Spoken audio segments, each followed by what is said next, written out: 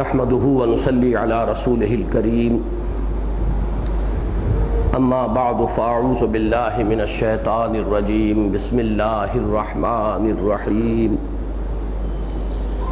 يا أيها الذين آمنوا كونوا أنصار الله كما قال عيسى ابن مريم للحواريين من أنصاري إلى الله قال الحواريون نحن أنصار الله فآمنت طائفة من بني إسرائيل وكفرت طائفة فأيدنا الذين آمنوا على عدوهم فأصبحوا ظاهرين صدق الله العظيم رب اشرح لي صدري ويسر لي أمري واحلل عقدة من لساني يفقهوا قولي اللهم ربنا ألهمنا رشدنا وأعذنا من شرور أنفسنا اللهم أرنا الحق حقا وارزقنا اتباعه وأرنا الباطل باطلا وارزقنا اجتنابه اللهم وفقنا لما تحب وترضى اللهم وفقنا أن نجاهد في سبيلك بأموالنا وأنفسنا اللهم ارزقنا شهادة في سبيلك آمین یا رب العالمین۔ سورہ صف کے درس کے سلسلے میں آج ہماری 5ویں اور انشاءاللہ آخری نشست ہے۔ یہ سورہ مبارکہ کل 14 آیات پر مشتمل ہے جو 2 رکوعوں میں منقسم ہیں۔ پہلے رکوع میں 9 آیات ہیں، دوسرے رکوع میں 5 آیات ہیں، لیکن ان رکوعوں کی تقسیم سے ہٹ کر ذرا اس کا جو تجزیہ میں درس کے دوران آپ کے سامنے رکھتا رہا ہوں اس کو اپنے ذہن میں اس طرح معین کر لیجئے کہ پہلے 4 آیات پر مشتمل اس کا پہلا سیکشن ہے، یہ تمہیدی نوعیت کا ہے۔ اس کے بعد 4 آیات میں بنی اسرائیل کی تاریخ کے 3 ادوار آئے ہیں بطور نشان عبرت امت مسلمہ کے لیے کہ سابقہ امت مسلمہ یہ تھی، اس کا طرز عمل یہ رہا۔ تو یہ 4 آیات کے 2 سیکشنز ہیں۔ اس کے بعد جو 9ویں آیت ہے یہ منفرد ہے، اور جیسا کہ بارہا عرض کر چکا ہوں قرآن حکیم کی عظیم ترین آیات میں سے ہے، اور اس سورہ مبارکہ کا عمود ہے هو الذی ارسل رسولہ بالہدی ودین الحق لیظہرہ علی الدین کلہ ولو کرہ المشرکون۔ شاہ ولی اللہ دہلوی کی ایک قول کے مطابق تو یہ پورے قرآن مجید کا عمود ہے، لیکن بہرحال اس وقت صرف توجہ سورہ صف کے مضامین پر مرتکز کیجئے تو سورہ صف کا لازماً عمود یہی۔ پھر 4 آیات کا ایک سیکشن ہے جس میں اب اس مقصد کے لیے جو مقصد بعثت محمدی ہے صلی اللہ علیہ وسلم، اہل ایمان کو دعوت جہاد دی گئی، جان اور مال کھپاؤ، اور ساتھ ہی یہ بھی کہ اگر یہ کرتے ہو تو کیا کیا انعامات ہیں کہ جن کا اللہ تم سے وعدہ فرماتا ہے۔ اس کے بعد پھر ایک آیت جو ہے جو آج ہمیں پڑھنی ہے، یہ گویا کہ ایک منفرد آیت ہے، اور یہ بھی قرآن مجید کی بہت ہی عظیم اور اہم آیات میں سے ہے، اس لیے کہ اس میں جو اجتماعیت اس مقصد عظیمہ کے لیے وجود میں آئے گی، وہ مقصد عظیمہ جو اس آیہ مبارکہ میں ہے هو الذی ارسل رسولہ بالہدی ودین الحق لیظہرہ علی الدین کلہ، اس کے لیے جو اجتماعیت درکار ہے، اس اجتماعیت کی جو اساس ہے اسے معین کیا گیا ہے۔ تو اس طرح 4 آیات کے 3 سیکشن، درمیان میں ایک آیت کہ جو اس کے عمود کی حیثیت رکھتی ہے، اور آخری آیت کہ جو اس مقصد عظیم کے لیے ایک اجتماعیت کی اساس فراہم کرتی ہے۔ اس طرح یہ 14 آیات کا تجزیہ ہے۔ پھر ذرا ذہن میں تازہ کر لیں اس عمود کے اعتبار سے ذرا اس کے دونوں طرف مضامین کا ایک جائزہ۔ عمود هو الذی ارسل رسولہ بالہدی ودین الحق لیظہرہ علی الدین کلہ، یہ عمود ہے۔ محمد الرسول اللہ صلی اللہ علیہ وسلم کی بعثت کا مقصد معین ہوا غلبہ دین، اور یہ میں عرض کر چکا ہوں کہ چونکہ حضور کی بعثت ہے از روح قرآن حکیم نص قرآنی کے مطابق وما ارسلناک الا کافۃ للناس بشیرا ونذیرا، تو یہ غلبہ دین جو ہے لازماً گلوبل ہونا چاہیے. اس پورے کرۂ ارضی کے اوپر، پورے عالم انسانی پر غلبہ دین، دین حق، یہ لازم ہے محمد الرسول اللہ صلی اللہ علیہ وسلم کے مقصد بعثت کی تکمیل کے ضمن میں. اس کے بعد والے سیکشن میں اب جوڑتے چلے جائیے. سوال کیا گیا اہل ایمان جو دعوے دار ہو اللہ پر بھی ایمان کے اور رسول پر بھی ایمان کے. اللہ ہے جس نے بھیجا ہے اپنے رسول کو صلی اللہ علیہ وسلم، هو الذی ارسل رسولہ. اب جو بھی اللہ اور اس کے رسول پر ایمان کے دعوے دار ہیں انہیں للکارا گیا ہے. صحیح ترین لفظ یہاں للکارنا ہوگا کہ اگر تم واقعتاً عذاب علیم سے، اب تیسرا بنیادی جو ایمان ہے وہ ایمان بالآخرہ. ایمان بالآخرہ کا لب لباب کیا ہے؟ جہنم سے چھٹکارا پانا. اگر تم واقعتاً جہنم سے چھٹکارا پانا چاہتے ہو تو تمہیں ایک کاروبار عملاً اختیار کرنا پڑے گا. اس میں اپنی جانیں اور مال انویسٹ کرنے ہوں گے، اپنے آپ کو کھپانا ہوگا. وہ ہے اللہ کی راہ میں جہاد. ایمان کا حق ادا کرو، ایمان رکھو اللہ پر، اس کے رسول پر، اور جہاد کرو اس کی راہ میں اور کھپا دو اس میں اپنی جانیں بھی اور اپنے مال بھی. اب اگر یہ کرتے ہو تو اب آگے مضمون چلا، یہ کرتے ہو تو یغفر لکم ذنوبکم. پہلا وعدہ یہ ہے کہ اللہ تمہارے گناہ معاف فرما دے گا. یعنی اگر رخ یہی رہے تمہاری زندگی کا، تمہاری جد و جہد اور بھاگ دوڑ جو ہے اصلاً رہے اسی رخ پر، تو جو خطائیں ہو جائیں، جو لغزشیں ہو جائیں، جو کہیں کوتاہی ہو جائے، جو کہیں تقصیر ہو جائے، اللہ کنڈون کر دے گا، معاف فرما دے گا. میں عرض کر چکا ہوں رخ وہ نہیں ہے تو پھر تو بات ہی مختلف ہے، پھر تو اس کے بارے میں گویا کہ یہاں گفتگو ہی نہیں ہے. البتہ یہ رخ کر لو تو پھر کمزور بھی ہوتے ہیں، قوی بھی ہوتے ہیں، تیز رفتار بھی ہوتے ہیں، سست رفتار بھی ہوتے ہیں. اللہ نے تمام انسانوں کو ایک جیسا نہیں بنایا ہے. نہ ہر مرد نہ ہر زن زن است و نہ ہر مرد مرد، خدا پنج انگوشت یکساں نہ کر. پھر یہ ہے کہ اگر رخ یہی ہے تو کوئی اگر تیز رفتار ہے اس کے حساب سے اللہ کے اجر پائے گا، جو اگر کوئی سست ہے تو اس کو اللہ تعالیٰ اس کی سستیوں کو کنڈون کرے گا. لیکن مغفرت کا وعدہ ہے نمبر ایک. نمبر دو، وہ تو گویا سلبی وعدہ ہو گیا، منفی وعدہ ہو گیا، جہنم سے چھٹکارا، مغفرت. اور مثبت وعدہ کیا ہے؟ وَيُدْخِلْكُمْ جَنَّاتٍ تَجْرِي مِن تَحْتِهَا الْأَنْهَارُ وَمَسَاكِنَ طَيِّبَةً فِي جَنَّاتِ عَدْنٍ. تمہیں داخل کرے گا ان باغات میں جن کے دامن میں ندیاں بہتی ہوں گی، اور ان انتہائی پاکیزہ گھرانوں میں، ریزیڈنشل گارڈنز میں جو ہمیشگی والے باغات ہیں. ذالک الفوز العظیم. یہاں فل سٹاپ لگا دیا گیا. اصل کامیابی یہی ہے. تمہاری نگاہیں اسی کامیابی پر جم جانی چاہیے. کوئی اور کامیابی یعنی دنیاوی کامیابی جس کا آگے ذکر آ رہا ہے، اسے اگر انسان قرار بھی تو نافلۃ لک، وہ گویا کہ ایک اضافی شے ہے جو اللہ تعالیٰ جس کو چاہتا ہے دیتا ہے. ہمیشہ جد و جہد کامیاب نہیں ہوئی. آپ کو معلوم ہے کہ شہیدین کی تحریک اس اعتبار سے کامیاب نہیں ہوئی کہ انہیں دنیا میں غلبہ مل گیا ہوتا، لیکن اس کے یہ معنی نہیں کہ وہ ناکام ہے. اگر کامیابی کا تصور دنیا کی کامیابی ہو تو پھر وہ ناکام قرار پائیں گے. کتنے ہی رسول ہیں کہ ان کی جد و جہد دنیا میں کامیاب نہیں ہوئی. تو معاذ اللہ اگر تمہارا تصور وہ رہا کہ دنیاوی کامیابی بھی اس کا جزو لازم ہے، تو گویا کہ پھر وہ کسی نہ کسی اعتبار سے اور کسی نہ کسی درجے میں ناکام قرار پائیں گے. لہذا فل سٹاپ تو یہاں ہے ذالک الفوز العظیم. نگاہ جم جانی چاہیے اس پر کہ یہی ہے اصل کامیابی، بڑی کامیابی.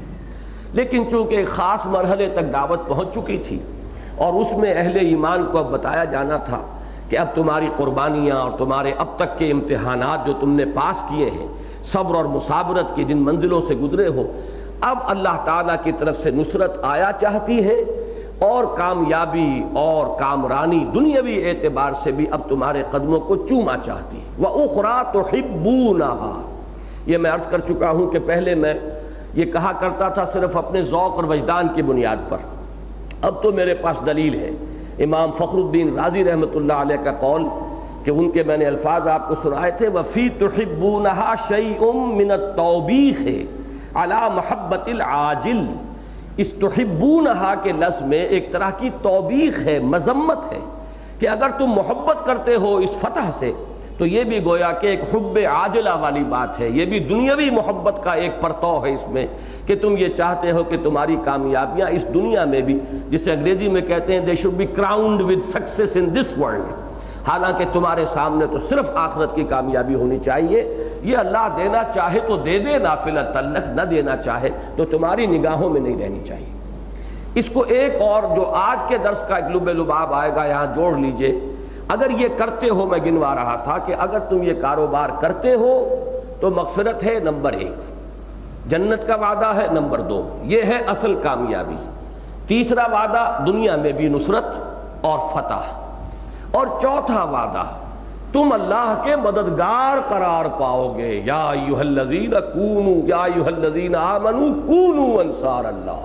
اب اس سے اونچا روحانی مرتبہ، اس سے اونچا مقام بندے کے لیے، مخلوق کے لیے کہ وہ خالق کا مددگار قرار دیا جائے، کوئی روحانی مقام، کوئی سلوک کی منزل اب اس سے اونچی نہیں ہو سکتی کہ جس کے بارے میں اللہ تعالیٰ یہ کہے یہ میرا مددگار ہے، کونوا انصار اللہ۔ تو یہ 4 چیزیں تو آپ نے گن لی کہ اگر کرتے ہو تو یہ ہے۔ اب ذرا پیچھے کی طرف جائزہ لیجئے، اگر نہیں کرتے تو نمبر 1 جہنم سے چھٹکارا پانے کی امید بھی امید موہوم ہے۔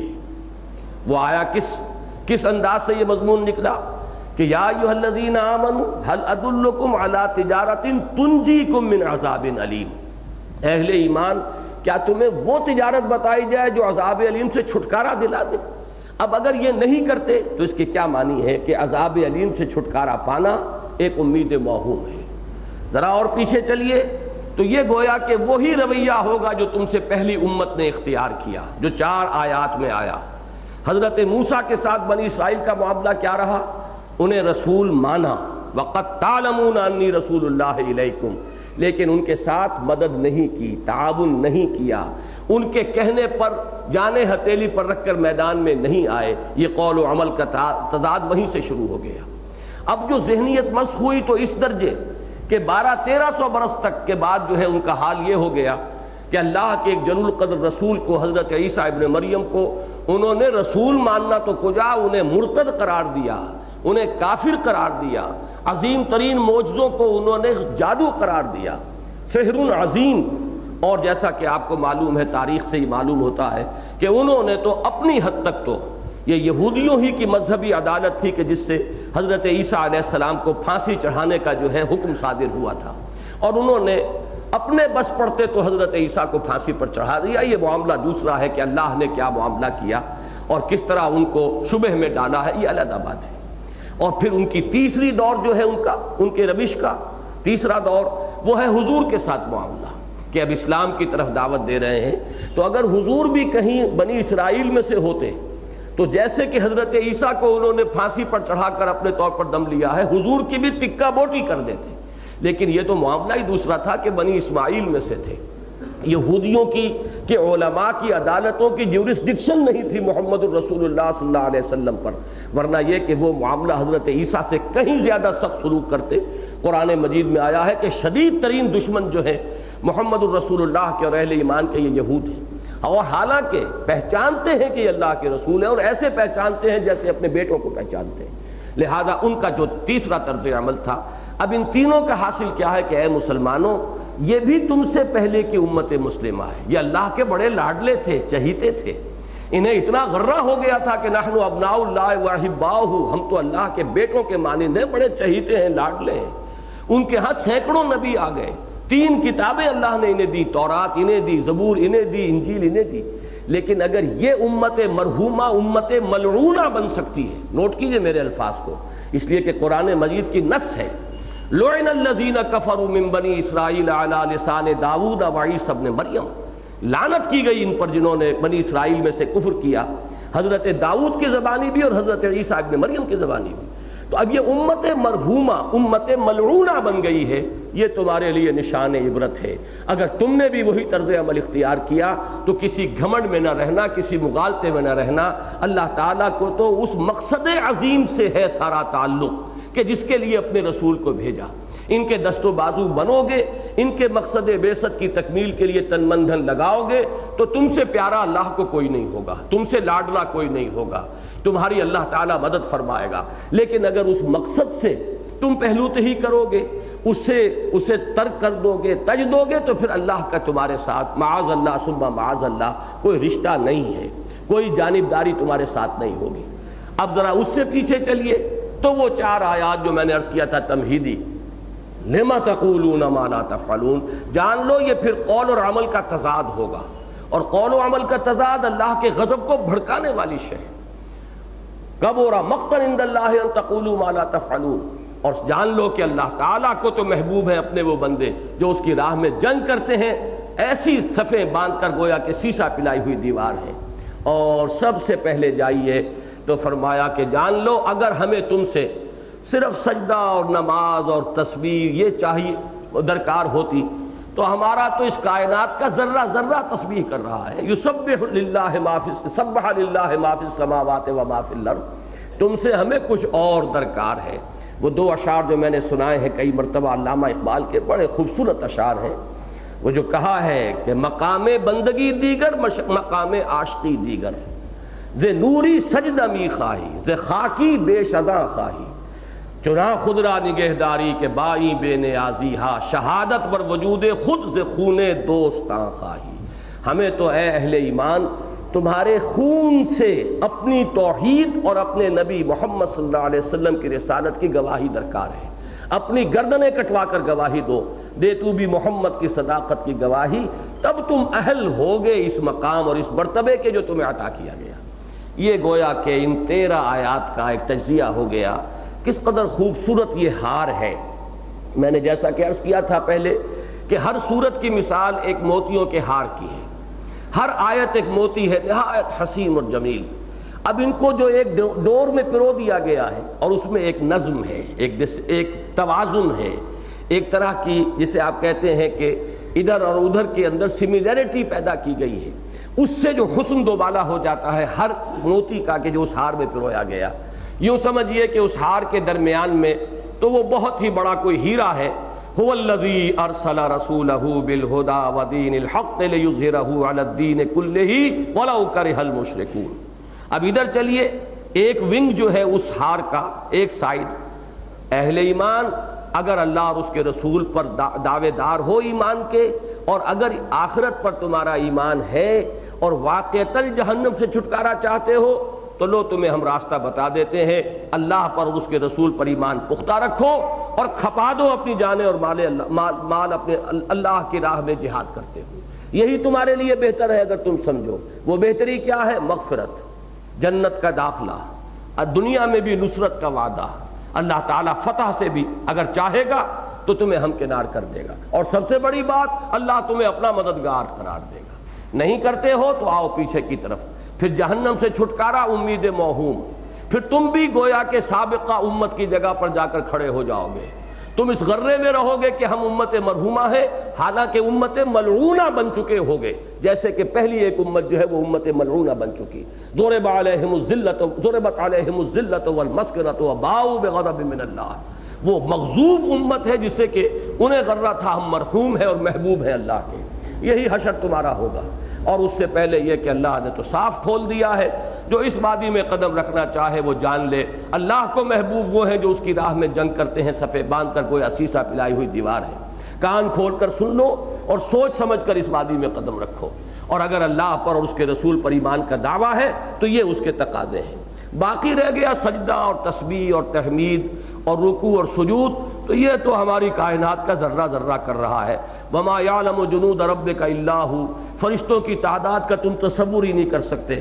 ایک حدیث میں آتا ہے کہ 7 آسمانوں پر بالشت بھر جگہ بھی خالی نہیں ہے جہاں کوئی نہ کوئی وہ نوری مخلوق، وہ فرشتہ، کوئی نہ کوئی فرشتہ یا تو وہ کھڑا ہوا ہے دست بستہ، یا سرب سجود ہے، اور یا یہ ہے کہ وہ رکوع میں ہے۔ تو اللہ کو اس کی ضرورت نہیں تھی بندہ انسان کی تخلیق میں، جیسے کہ فرشتوں نے کہا تھا جب کہ اللہ تعالیٰ نے فرمایا تھا انی جاعل فی الارض خلیفہ، قالوا اتجعل فیہا من یفسد فیہا ویسفک الدماء ونحن نسبح بحمدک ونقدس لک۔ تو اس کام کے لیے تمہیں نہیں بنایا تھا، تمہیں اپنی خلافت سے سرفراز کیا تھا، اور اس خلافت کا تقاضا یہ ہے کہ ز نوری سجدہ می خواہی ز خاکی بے شذاں خواہی، چداں خود را نگہداری کہ بائیں بے نیازی ہا، شہادت بر وجود خود سے خون دوست آخائی۔ اب یہ ہے اس سورہ مبارکہ کا 2 مرتبہ میں نے تجزیہ جو ہے اس ایک ہار کی تمثیل کے ساتھ آپ کے سامنے رکھ دیا۔ اب دیکھیے موٹی سی بات یہ ہے، اگر معاملہ ہو صرف تبلیغ کا تو ایک فرد بھی تبلیغ کر سکتا ہے، 950 برس تک کر سکتا ہے۔ یہ اس کے صبر، اس کے ثبات، اس کی استقامت، اس کے اوپر دار و مدار ہے۔ اس کے لیے اگر 2 آدمی بن جائیں، 4 بن جائیں، 8 بن جائیں تو اس سے برکت ہو جائے گی، زیادہ بات آگے پھیلے گی۔ لیکن ایک فرد کی حیثیت سے، انفرادی حیثیت میں وہ فریضہ تبلیغ ادا کر سکتا ہے اگر جمع رہے، ڈٹا رہے، بات حق کہتا رہے۔ لیکن اگر بات ہے دین کے غلبے کی تو اب آپ کو جمعیت درکار ہے، انسانی قوت، انسانی طاقت، ایک جماعتی شکل کے اندر جو تن من دھن لگا دینے والے ہوں۔ لہذا اس کے لیے پکارا گیا، یا ایھا الذین آمنوا هل ادلکم علی تجارۃ تنجیکم من عذاب علیم۔ یہ معاملہ جو ہے ذہن میں رکھیے کہ حضرت موسیٰ علیہ السلام حالانکہ خود رسول تھے، ان کے ساتھ ان کے بھائی حضرت ہارون بھی رسول تھے، 2 جلیل القدر رسول، اور پھر قرآن مجید ہی کی گواہی ہے کہ ان کے جو خلیفہ تھے یوشع ابن نون، وہ بھی لوگوں کو ترغیب دلا رہے تھے کہ اللہ کی راہ میں جہاد کرو، قتال کرو۔ 3 تو کم سے کم ثابت ہو گئے، لیکن ظاہر بات ہے کہ 3 سے غلبہ دین کی منزل سر نہیں ہوتی، چاہے ان میں 2 رسول ہو اور 1 صدیق ہو، تب بھی غلبہ دین کا کام نہیں ہو سکتا جب تک کہ ایک معتدب جمعیت تیار نہ ہو۔ ایک انسانی قوت درکار ہے غلبہ دین کے لیے، جیسا کہ میں عرض کر چکا ہوں، پھر ذہن میں رکھیے، محض تبلیغ ایک فرد بھی کر سکتا ہے، لیکن غلبہ دین کے لیے آپ کو ایک جمعیت درکار ہے، قوت درکار ہے، ایک جماعت درکار ہے، ایسے لوگوں کی جو فدائین جن کو کہا جائے، تن من دھن لگا دینے والے لوگ، جن کی سب سے بڑی آرزو اللہ کی راہ میں گردن کٹوا دینا ہو، جو اس میں قطعاً کسی درجے میں بھی اس اپنی جان کو بچانے کے لیے پیٹھ موڑنے والے نہ ہوں، ایسے لوگ، اور پھر یہ کہ وہ منظم ہوں، وہ ایک سم و طاعت کے نظام کے اندر پروئے ہوئے ہوں۔ یہ مضمون ہے اسی آخری آیت کا، یا ایھا الذین آمنوا کونوا انصار اللہ، اہل ایمان، اے ایمان کے دعوے دارو، اللہ کے مددگار بنو، کما قال عیسی ابن مریم للحواریین۔ اب جیسے کہ مثال دی گئی یہودیوں کی، اسی طریقے سے اب مثال دی جا رہی ہے وہ جو وفادار تھے حضرت مسیح علیہ السلام کے حواری۔ جہاں ایک بری مثال موجود ہے پوری تاریخ جو ہے یہود کی، وہاں یہ کہ ایک نہایت درخشاں مثال بھی موجود ہے انہی کی تاریخ میں حواریین مسیح علیہ السلام کی۔ اس میں یاد کر لیجئے جو حضرات تسلسل سے اس درس میں شریک ہو رہے ہیں کہ سورہ حدید میں بھی یہی بات تھی کہ جہاں وہ مذمت والی مثال تھی اس میں بنی اسرائیل کو لایا گیا، وَلَا يَكُونُوا كَالَّذِينَ أُوتُوا الْكِتَابَ مِن قَبْلُ فَطَالَ عَلَيْهِمُ الْأَمَدُ فَقَسَتْ قُلُوبُهُمْ وَكَثِيرٌ مِّنْهُمْ فَاسِقُونَ۔ لیکن اس کے بعد آخری رکوع میں سورہ حدید میں پھر حضرت مسیح علیہ السلام کے متبعین کا ذکر کسی قدر ان کی تحسین کے انداز میں، وَجَعَلْنَا فِي قُلُوبِ الَّذِينَ اتَّبَعُوهُ رَأْفَةً وَرَحْمَةً، ہم نے جن لوگوں نے مسیح کی پیروی کی ان کے دلوں میں رافت اور رحمت پیدا کر دی، اگرچہ ان سے غلطی ہوئی، انہیں غلو کیا اور غلو کر کے انہوں نے رہبانیت کی راہ ایجاد کر لی، اس میں بھی ان کی نیت نیک تھی، لیکن دین میں جو انہوں نے بدعت و رہبانیت ابتدعوہا، یہ بدعت تھی جو انہوں نے ایجاد کی، اور یہ جو ہے غلو تھا دین میں، اس متوازن راستے سے ہٹ کر، لہذا اس کی بھی مثال سامنے لے آئی گئی کہ ان سے بھی بچنا ہے۔ یہاں ترتیب تو وہی ہے کہ وہاں تو صرف ایک آیت میں بنی اسرائیل کا ذکر تھا، یہاں 4 آیتیں میں عرض کر چکا ہوں، آیت نمبر 5 سے آیت نمبر 8 تک، اس میں جو مذمت والی بات تھی تفصیل کے ساتھ آ چکی ہے۔ یہاں اب حضرت مسیح کے جو حواریین تھے ان کا کردار جو ہے ایک روشن اور تابناک مثال کی حیثیت سے پیش کیا جا رہا ہے۔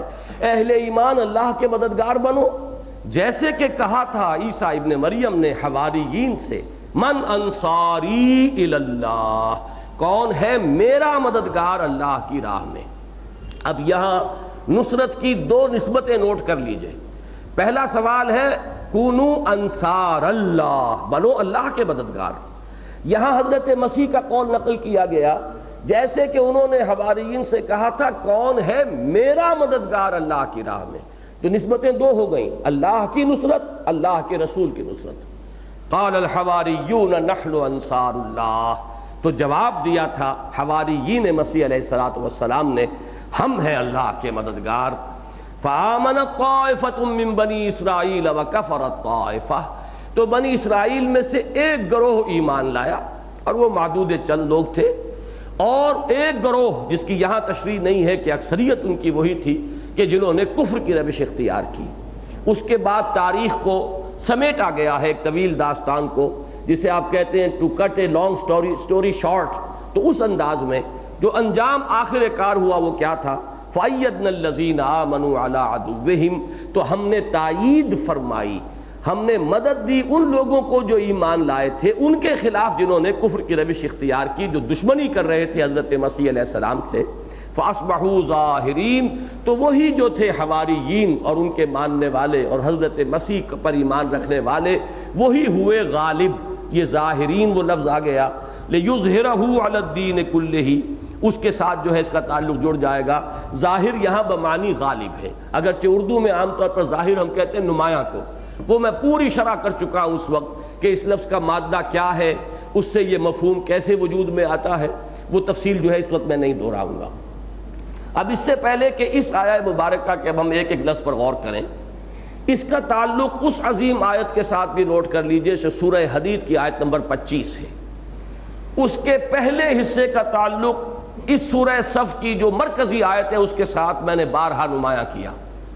لَقَدْ أَرْسَلْنَا رُسُلَنَا بِالْبَيِّنَاتِ وَأَنزَلْنَا مَعَهُمُ الْكِتَابَ وَالْمِيزَانَ، یہ تھا کہ جو سورہ حدید میں فرمایا ہم نے بھیجا اپنے رسولوں کو واضح نشانیوں کے ساتھ اور اتاری ان کے ساتھ میزان بھی اور شریعت بھی، کتاب بھی اور میزان بھی۔ اس کے پیرلل یہاں کیا مضمون آیا؟ هُوَ الَّذِي أَرْسَلَ رَسُولَهُ بِالْهُدَى وَدِينِ الْحَقِّ، وہی ہے اللہ جس نے بھیجا اپنے رسول کو صلی اللہ علیہ وسلم الہدا، قرآن حکیم اور دین حق، وہ نظام عدل و قسط دے کر کہ جو کامل نظام زندگی کی شکل میں محمد الرسول اللہ کو دیا گیا۔ اب وہاں فرمایا تھا لِيَقُومَ النَّاسُ بِالْقِسْطِ، یہ سب کچھ ہم نے کس لیے کیا؟ تاکہ لوگ عدل اور انصاف پر قائم ہوں۔ یہاں فرمایا لِيُظْهِرَهُ عَلَى الدِّينِ كُلِّهِ، تاکہ غالب کر دیں اس نظام عدل و قسط کو پورے کے پورے نظام زندگی پر۔ الفاظ مختلف ہیں، مفہوم ایک ہی ہے، لیکن اب جوڑیے اس آیہ مبارکہ کا آخری ٹکڑا کیا ہے؟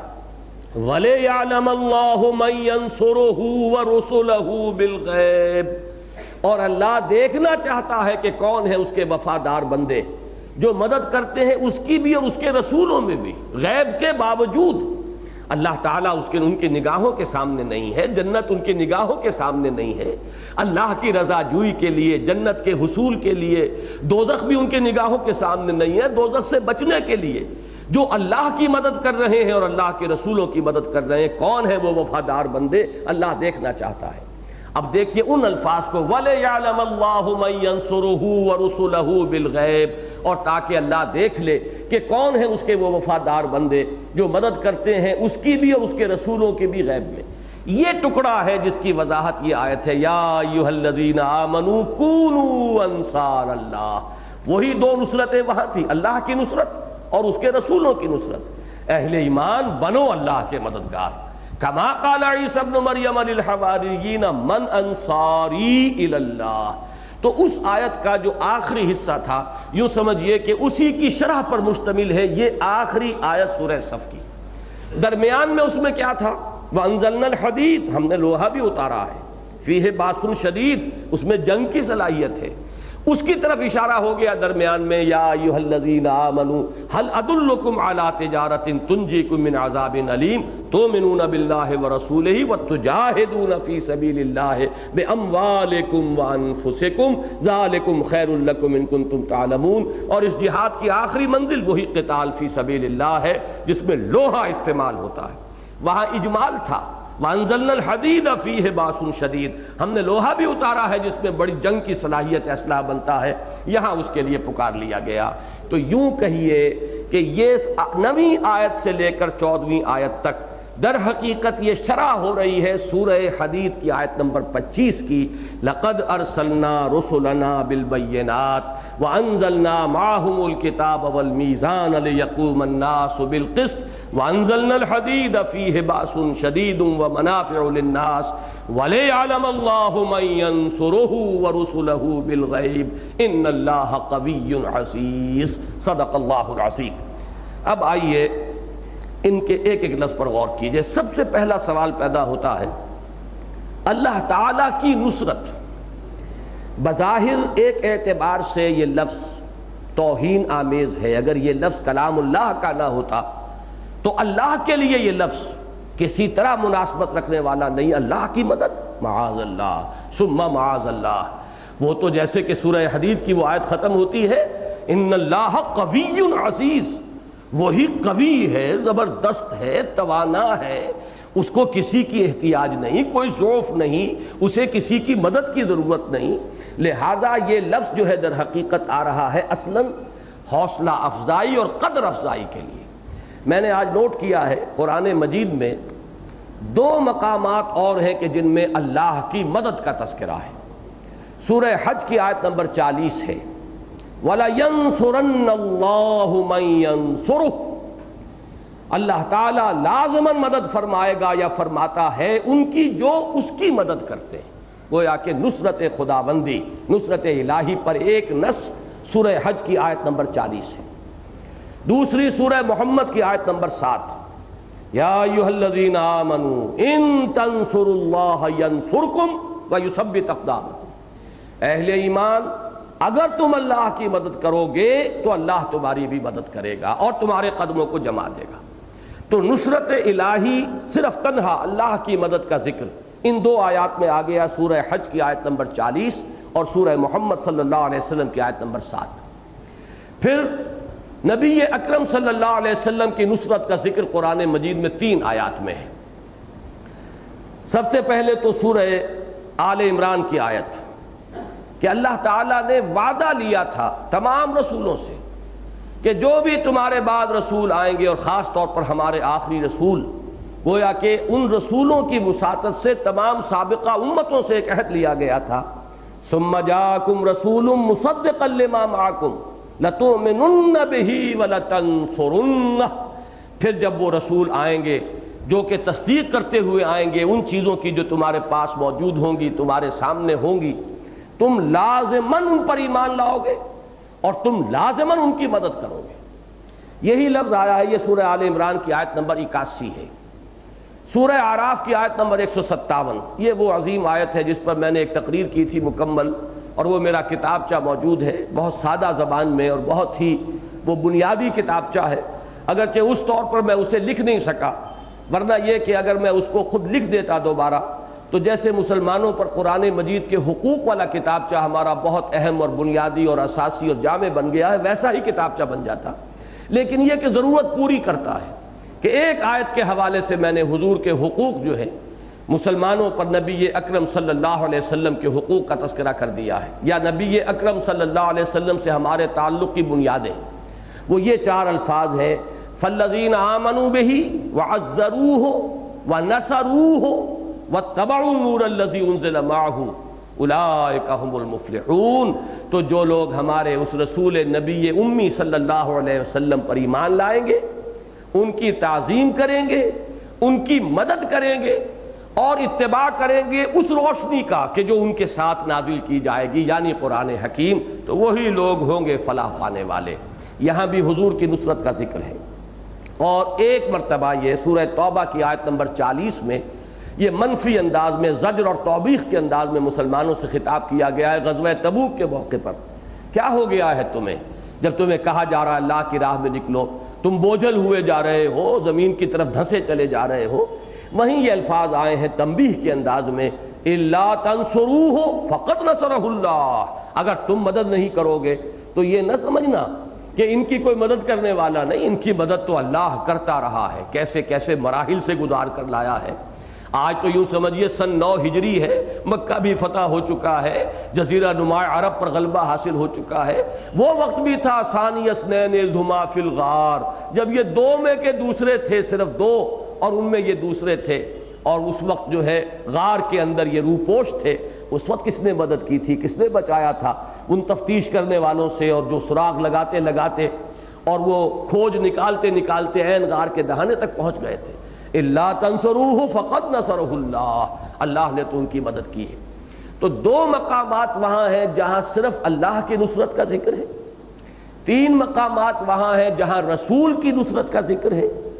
اس کے بعد اب نوٹ کیجئے 2 آیات تو قرآن مجید میں ایسی ہیں جس میں اللہ اور اس کے رسول دونوں کو جمع کیا گیا ہے ایک ہی بریکٹ کی شکل میں، اللہ کے رسولوں کی نصرت۔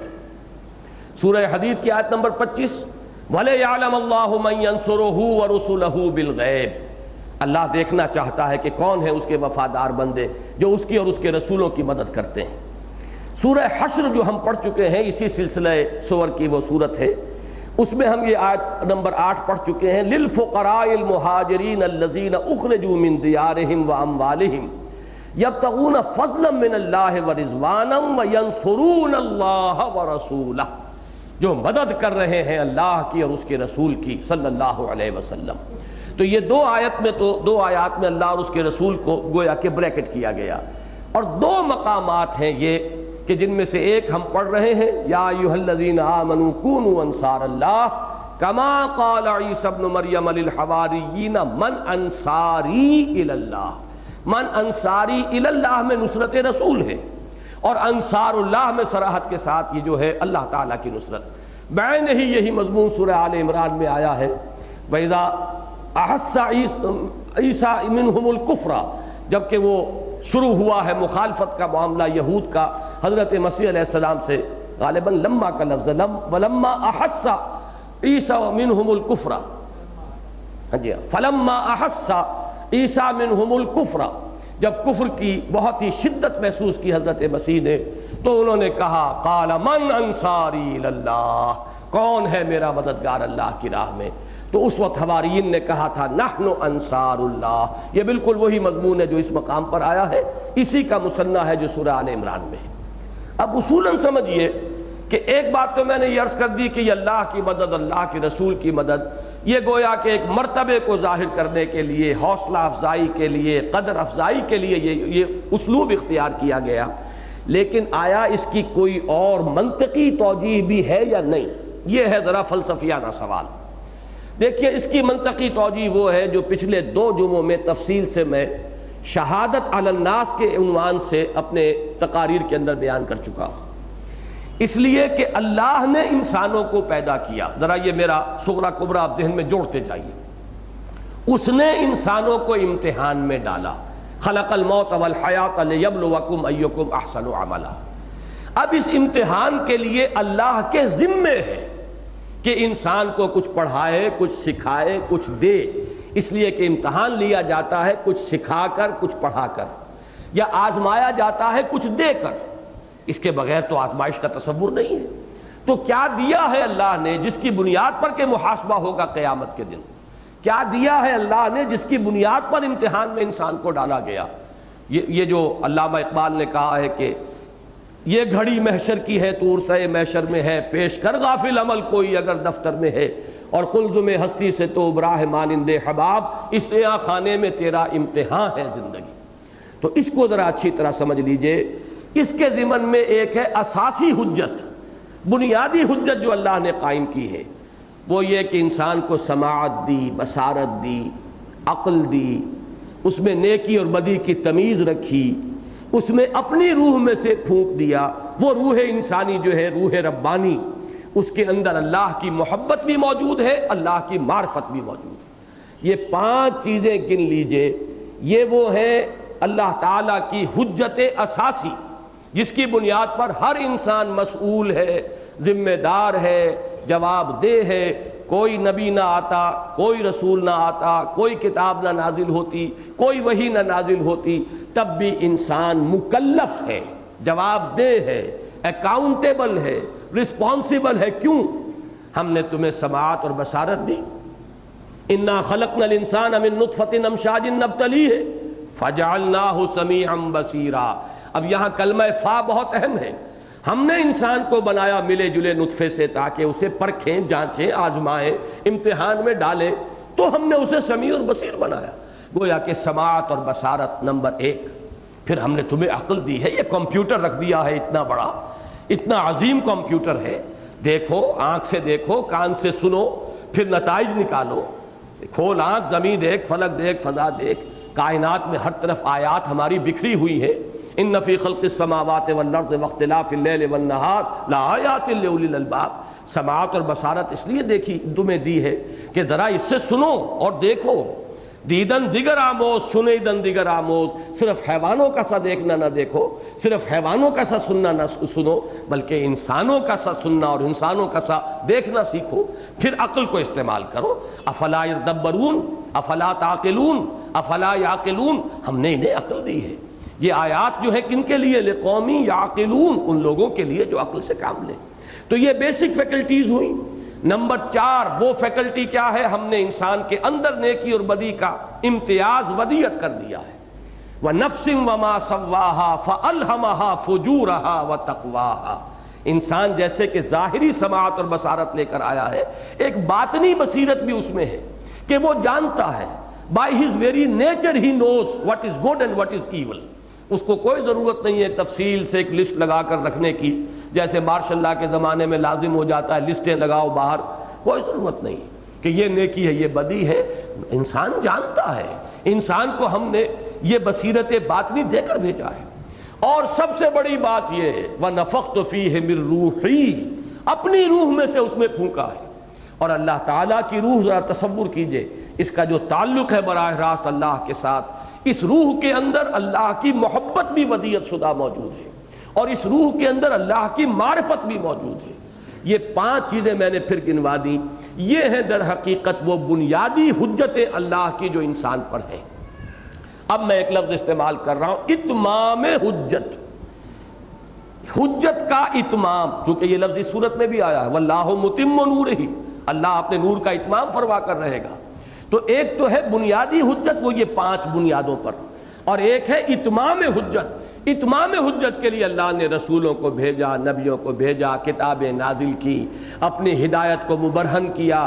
وہ جو میں شہادت حق کے عنوان سے بیان کرتا رہا ہوں ان دونوں جمعوں کے اندر، قول سے بھی شہادت دو، اپنے عمل سے بھی شہادت دو، اللہ کی طرف بلاؤ، اللہ کی ہدایت کا راستہ روشن کر دو، علماً بھی، نظراً بھی، فکراً بھی، دلیل کے طور پر بھی، اور پھر اس کا ایک نمونہ بھی دکھا دو.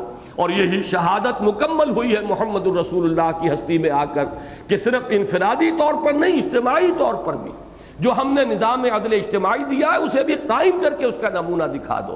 اب اس سے اتمام حجت ہو گیا. سورہ نساء کی آیت میں جیسا کہ فرمایا لِأَلَّا يَكُونَ لِلنَّاسِ عَلَى اللَّهِ حُجَّةٌ بَعْدَ الرُّسُلِ. اب رسولوں کے آنے کے بعد تو لوگوں کے پاس اللہ کے اس محاسبے کے مقابلے میں کوئی عذر، کوئی حجت، کوئی بہانہ، کوئی دلیل سرے سے باقی نہ رہے. اب سوال یہ ہے یہ اتمام حجت کس کی ذمہ داری ہے؟ اصلاً یہ ذمہ داری اللہ کی ہے جس نے پیدا کیا.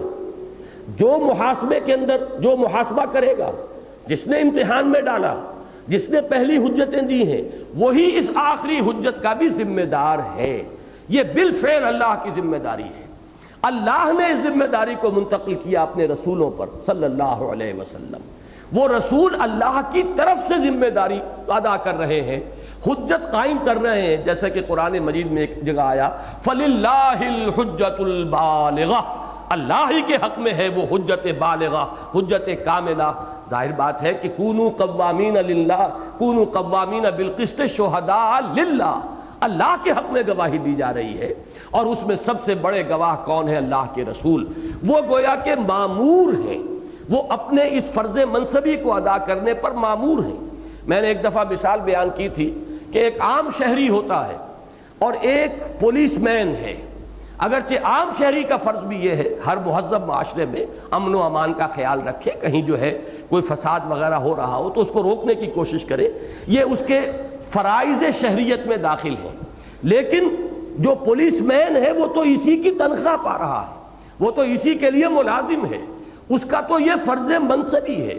اسے تو جان بھی جوکھوں میں ڈالنی ہوگی، اپنی جان کا خطرہ بھی لے کر بہرحال وہ فساد جو ہے اس کو روکنا ہوگا، اس لیے کہ یہ تو اس کا عین فرض منصبی ہے. اگر وہ نہیں کرتا تو وہ تو گویا کہ اپنے اس فرض منصبی کی ادائیگی میں کوتاہی کر رہا ہوگا. اسی طرح ایک عام شہری کا بھی فرض ہے حفظان صحت کے اصولوں کو منحوظ رکھنا، گندگی نہ ہونے دے، کوڑا کرکٹ جو ہے گلی میں باہر نہ پھینکے، اس کے لیے صحیح جو اصول ہیں ان کو اختیار کرے۔ یہ حفظان صحت کا اہتمام یہ ہر شہری کا بھی فرض ہے، لیکن جو محکمہ ہے صفائی کا وہ تو اسی کی روزی پاتے ہیں، انہیں تو صفائی کرنی ہی کرنی ہے، ان کی تو یہ ذمہ داری ہے، اس لیے کہ وہ اسی کے ملازم ہیں۔ بس یہی سمجھیے کہ اگرچہ یہ فرض عام انسانوں کا بھی ہے، دعوت و تبلیغ، جو بھی حق جس کو مل گیا ہے اس کے ذمہ ہے کہ حق کو آگے پہنچائے، یہ انسانی کردار کا لازمی تقاضا ہے کہ جو شے میں نے حق سمجھی میں اسے لوگوں تک پہنچاؤں۔ یہ میری لوگوں کی خیر خواہی کا بھی تقاضا ہے، جو بات مجھے اپنے لیے اچھی لگی وہ میں اپنے بھائی کے لیے بھی پسند کروں۔